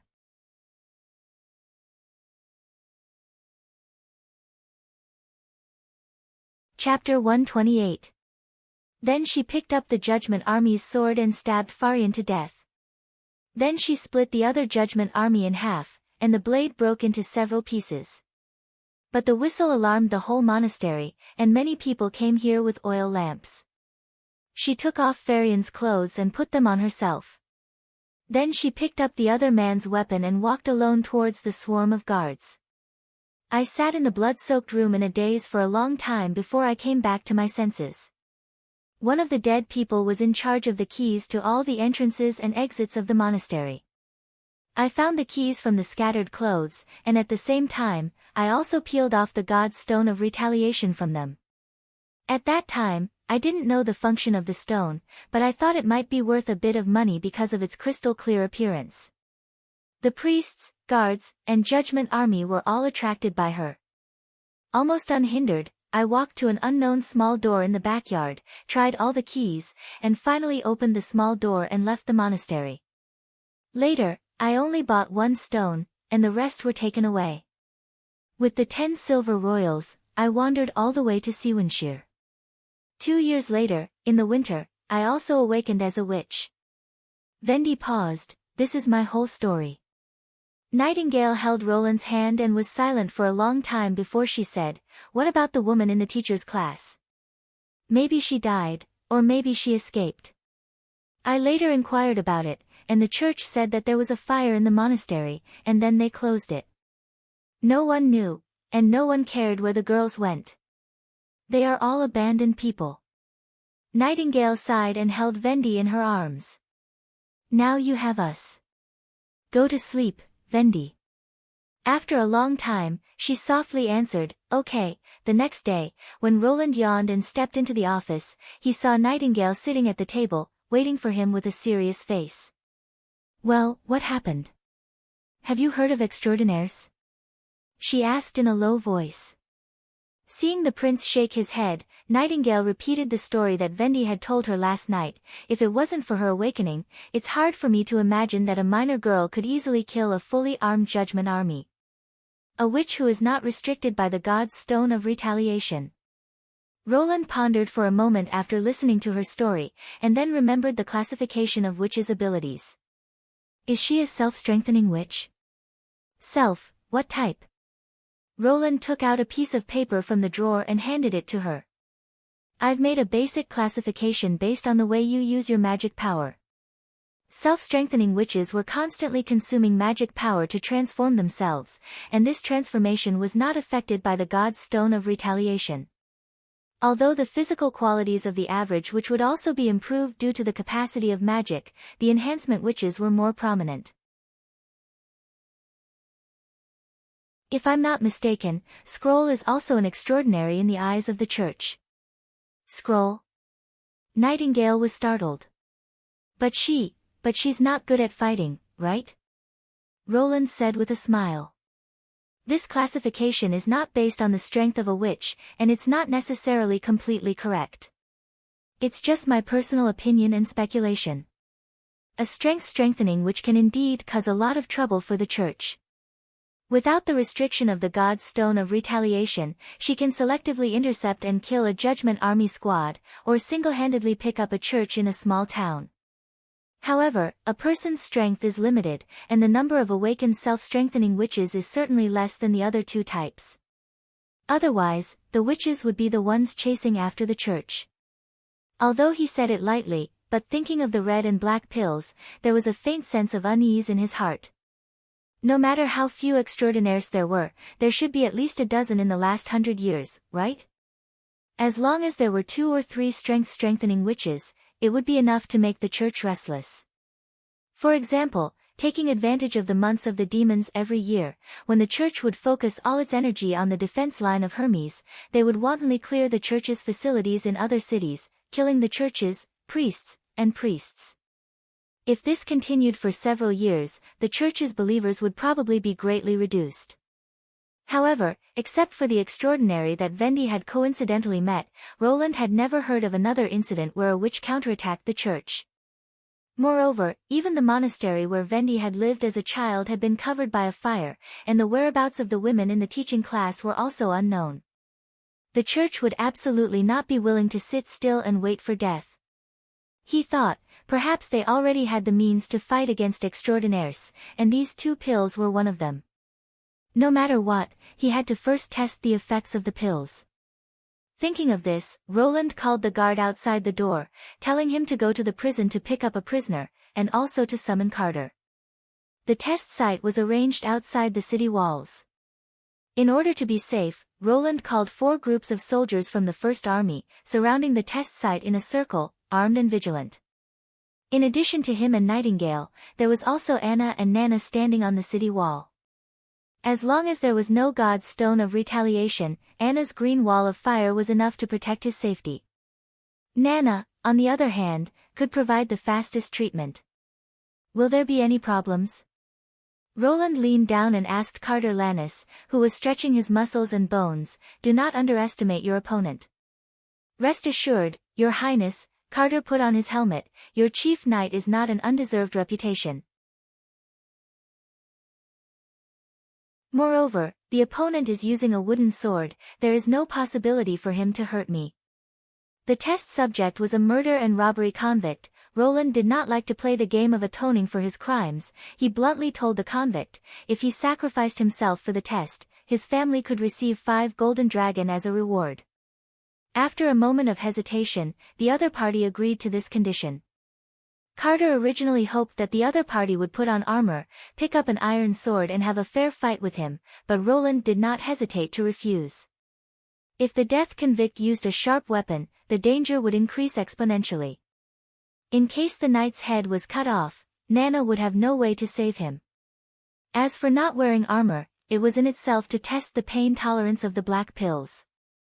After the convict took the 2 pills, the expression on his face quickly changed, the blue veins on his forehead and arms bulged, his skin turned deep red, and his breathing became rapid.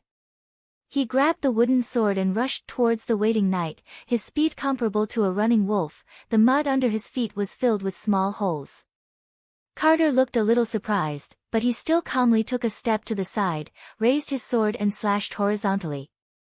This move could force the other party to change his direction, otherwise the sword would cut into his ribs. The opponent was just a murderer. In addition to his ruthlessness, he had not gone through any fighting training. Unsurprisingly, he missed his target. A deep cut appeared on the side of his chest, and blood flowed out of it. This kind of injury was enough to affect the movement of half of his body, but he did not seem to care, turned around and rushed towards the knight. Carter used the same trick, but this time there was a slight change. The moment the two passed each other, the convict twisted his body and swung the wooden sword towards the knight's position. This kind of awkward posture should not be threatening, but the moment the wooden sword swept out, the knight only saw a phantom. He subconsciously raised his sword to block. The strong impact made him take 2 steps back. The wooden sword also broke. "You have a little strength," Carter swung his hand. "Give him a sword, again." The convict did not take the wooden sword thrown by the soldier, but suddenly turned around and rushed towards the direction of the concealing forest. In the blink of an eye, his speed reached a level that ordinary people could not reach. Like a galloping wild horse, his hands crossed in front of his body, and directly hit a soldier who was about to raise his gun to open fire. The latter let out a miserable scream. The body was hit and flew into the air. At this time, the other soldiers had already pulled the trigger. A few spots of blood appeared on the convict's back, but his speed did not decrease. He quickly rushed out of the encirclement. In a few breaths he had already run more than 10 meters. "Don't let him run," Carter shouted. "Get my horse." Before the knight could turn over and mount the horse, the convict suddenly shook, looked at his abdomen in disbelief. A diagonal across the abdominal cavity opened up, and hot intestines rolled out.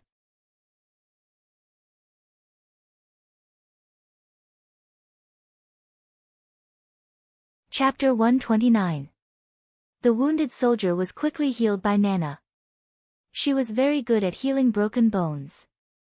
After Roland ordered the first army to return to the camp, there were only the chief knight, the witches, and a few guards left. With a gloomy face, he walked to the corpse and directed Carter to cut open the wound on his back. The bloody hole was about a finger and a half deep. After cutting open the lead pellet, it was found that the wound was basically no different from that of an ordinary person. "What do you think?" he asked Carter. Carter also looked a little annoyed, probably because he did not expect to be fooled by a person who had never received sword training. "He only has strength and speed. If I didn't want to see how far he could go, I would have cut off his head with the first blow." What if the opponent was a knight? Carter thought for a moment. If it was the Duke's Knight, I probably could barely cope with it, but if it was the King's City Knight Regiment's Cold Wind Knight or the Steelheart Knight, I would be unable to resist. Roland did not comment. Carter might be right if everyone fought with skills and swordsmanship, but if equipment was added, the situation would take a turn for the worse. If the prisoner was wearing heavy armor, an iron helmet, and a two-handed sword, he would definitely not be able to win easily. Great power brought about many improvements: the ability to carry heavier armor and weapons, the ability to burst out faster, and the ability to fight longer. Roland felt that he had to correct his previous thoughts in Longsong's stronghold. Adrenaline? No, this thing was much more terrible than adrenaline. Hormones could at most stimulate the human body's potential, but the red pill had obviously made the prisoner break through his own limits. In particular, the speed and momentum he showed when he ran was almost comparable to a heavy cavalry. The effect of the black pill was also amazing. The horizontal slashes and close-range gunshots that almost broke his ribs could not stop him. If it was an ordinary person, he would have long lost the ability to fight because of the pain. A civilian with abnormal strength who was not afraid of pain was already so strong. What about a group of well-trained soldiers? Thinking of what the high priest said, Roland could not help but frown. "Your Highness," Nightingale said, "look at his skin." The skin of the prisoner's hand had become gray after the initial red color faded, and a lot of wrinkles appeared, like a snake shedding its skin. Roland poked it with the hilt of his sword and found that it was no longer solid muscle, but empty. After cutting it open, he found that all the subcutaneous fat had turned into mucus and the muscles had shrunk. This phenomenon is the same as after swallowing the god's stone of retaliation. She looked at the prince. The pill indeed contains stone components. But swallowing the stone alone won't have the effect of increasing strength, Roland thought. How on earth did they make such an unscientific thing? The pill seemed to have strong side effects, and it was unclear whether the side effects were permanent or reversible. Roland was more inclined to the former. If it was the latter, this drug, which was similar to the combination of morphine and epinephrine, could be called a miracle drug of war. As long as it was taken in batches according to the recovery time, it would not be surprising if the Church used it to conquer the world. Even if it only lasted for a short time and had side effects, it was enough to make him vigilant, Roland thought. If the Church turns to support Timothy or Garcia, I may have to face an army of drug addicts. What made him more uneasy was that the Church was willing to sell this thing. Didn't they consider that after the unification of Greycastle, the new king would use the pill to bite them? Greycastle can recruit more cannon fodder than the new and old holy cities. If they fight, the army of judges will be consumed little by little. Unless, they have a stronger card in their hand and don't care about such a thing. Roland sighed. He had planned to attack Longsong's stronghold to solve the problem of insufficient population and funds, and then focus on education, production and agriculture. He wanted to expand Border Town into a city in a short time. As for the research of weapons, he had to put it aside for the time being. But now it seemed that the construction of the army could not be put aside. The First Army had to expand, the production of flintlocks had to continue, and the research of new weapons had to be put on the agenda as soon as possible, such as the breech-loading gun and the fixed bullet. The mechanical principle of the breech-loading gun was not difficult. The fixed bullet could be made of paper, or it could be made of copper. The only thing Roland had no clue about was the primer for the fixed bullet. He only knew that it was called mercury fulminate. According to the literal meaning, the raw materials must be nitric acid and mercury. As for whether it needed to be mixed with other things, he could not remember at the moment. And in his impression, the production of this thing had high humidity and temperature requirements, so it was relatively dangerous. If he was not careful, his own fingers would explode into the sky. After thinking about it, he decided to spend a lot of money to recruit a group of alchemists. He would build a laboratory in the corner of the town and let them figure it out themselves. After dinner, Roland called Anna and Scroll into his office. Now that Border Town's financial purse was full, he would soon invest half of his assets into compulsory education, which was a big waste of money and a slow return. The industrial society needed quality workers with basic cultural qualities, not illiterates with brute force. If universal education was not in place, the demographic dividend would only become a burden to the population. In view of this, he planned to take some time out every night to come out and give lessons. By the time Scroll mastered the basic knowledge of natural science, the town would almost be able to complete the first batch of literacy tasks. Scroll would be the future education pioneer and all-around teacher, so Roland naturally had to teach her everything he had learned in his life. And asking Anna to come together was out of his preference. Anna did not have the ability to remember everything she saw, but her desire for knowledge and her willingness to learn were the strongest among all the witches. He could often see her rummaging through his bookcase. After half a year, she had probably gone through all the few books he had. In addition, her speed of accepting new things and her logical thinking were also rare in this era. After taking the elementary mathematics and physics textbooks that Scroll had transformed into, he began to talk about today's teaching content. From the beginning of addition, subtraction, multiplication and division to slightly more complex equation calculations, Anna's ability to understand was obviously better than Scroll's. When it came to physics, Scroll would almost always memorize everything Roland said, and then slowly understand it. And Anna could also ask a few questions from time to time. For example, what did the elementary particles look like, why did the elementary particles make up different shapes, and so on. Some of the questions Roland could answer, but some he could not answer himself. For example, what was magic power? He had to talk about the conjecture he had thought about before, saying that magic power might be a kind of energy, similar to electricity and heat, and that currently only witches could use it. He did not rule out the possibility that ordinary people would be able to store and use magic power in some way in the future. Anna showed a thoughtful expression. Time always flies when it comes to teaching women, especially those with outstanding bearing. Unknowingly, the candles had been changed twice, and the new one was about to end. Suddenly, Roland heard a subtle sound. Nightingale was lying on the sofa and had unknowingly fallen asleep. Perhaps such a lesson was like a lullaby to her. The fog was lifted, and her completely ungraceful sleeping posture was exposed in front of the three.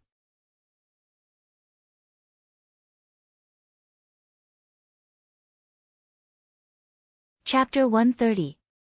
After Anna returned to her room, she threw a cluster of green flames into a large barrel filled with water, and soon the water was steaming. She stripped off her clothes and stepped into the barrel. When the witches wanted to wash their bodies, they would come to Anna to help them boil water. After all, it was very troublesome to bring hot water from the kitchen. When His Highness knew about this, he was quite surprised and seemed to find it difficult to accept the practice of repeatedly using the bathwater. Thinking of this, Anna felt a little funny. It was difficult for the commoners to wash their bodies even once a month, so it was common for them to use the water several times. He didn't even realize how much the life of the witches he accepted had improved. Anna shook her head. His Highness Roland Wimbledon seemed to be knowledgeable, but in some areas he could be called clumsy. From the stories she had read in the books, shouldn't the prince participate in all kinds of banquets and social gatherings from an early age, wandering among the flowers?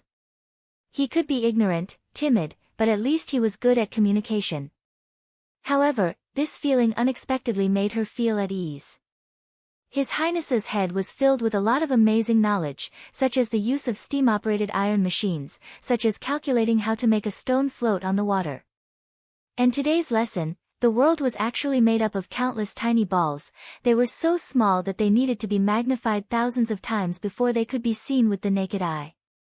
Because of this, they were everywhere, whether solid, gas or liquid, whether it was people, flowers or stones. When decomposed, they basically all looked the same. Incredible, Anna thought. How did His Highness know all this? After wiping her body, she dried the water droplets with a fire. She put on her clothes and sat back at the desk. In the center of the table was the textbook written by Roland. Taking advantage of the time when the Book of Illusion was still active, Anna borrowed this textbook from Scroll, wanting to read it for a while before going to bed. The book started with common phenomena in life, like peeling an onion step by step, and some parts were also accompanied with vivid and interesting pictures. The novel knowledge that she had never heard before made her addicted. Anna found it difficult to stop after turning the first page. However, the content at the beginning was still relatively easy to understand, and the latter parts were getting more and more difficult to understand.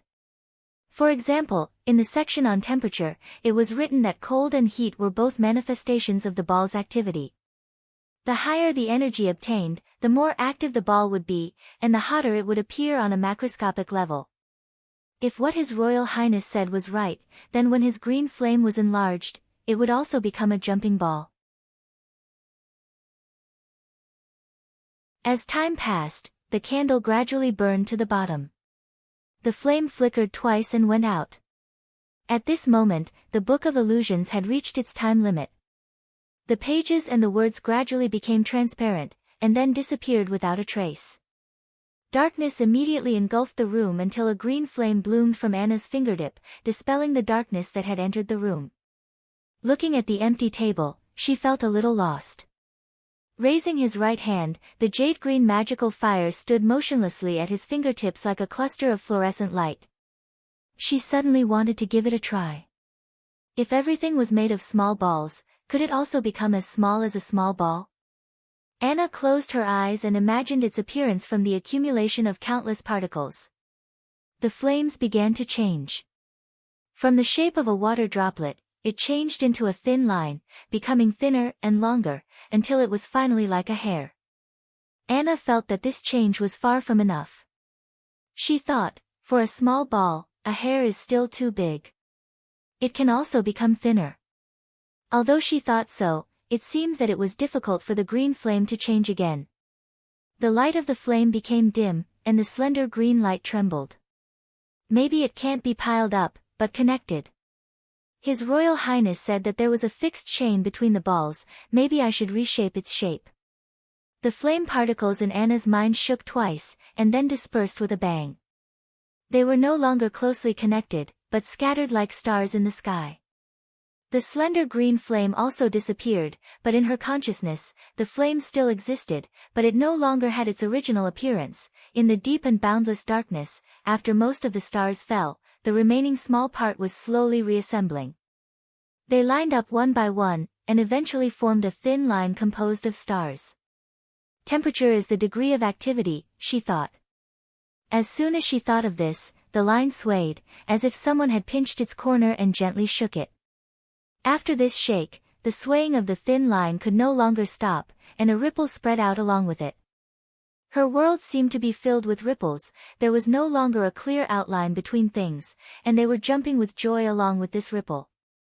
The same was true for magic, she even felt that when she stretched out her finger, the first ripple was the magic itself. She opened her eyes, and everything was calm again.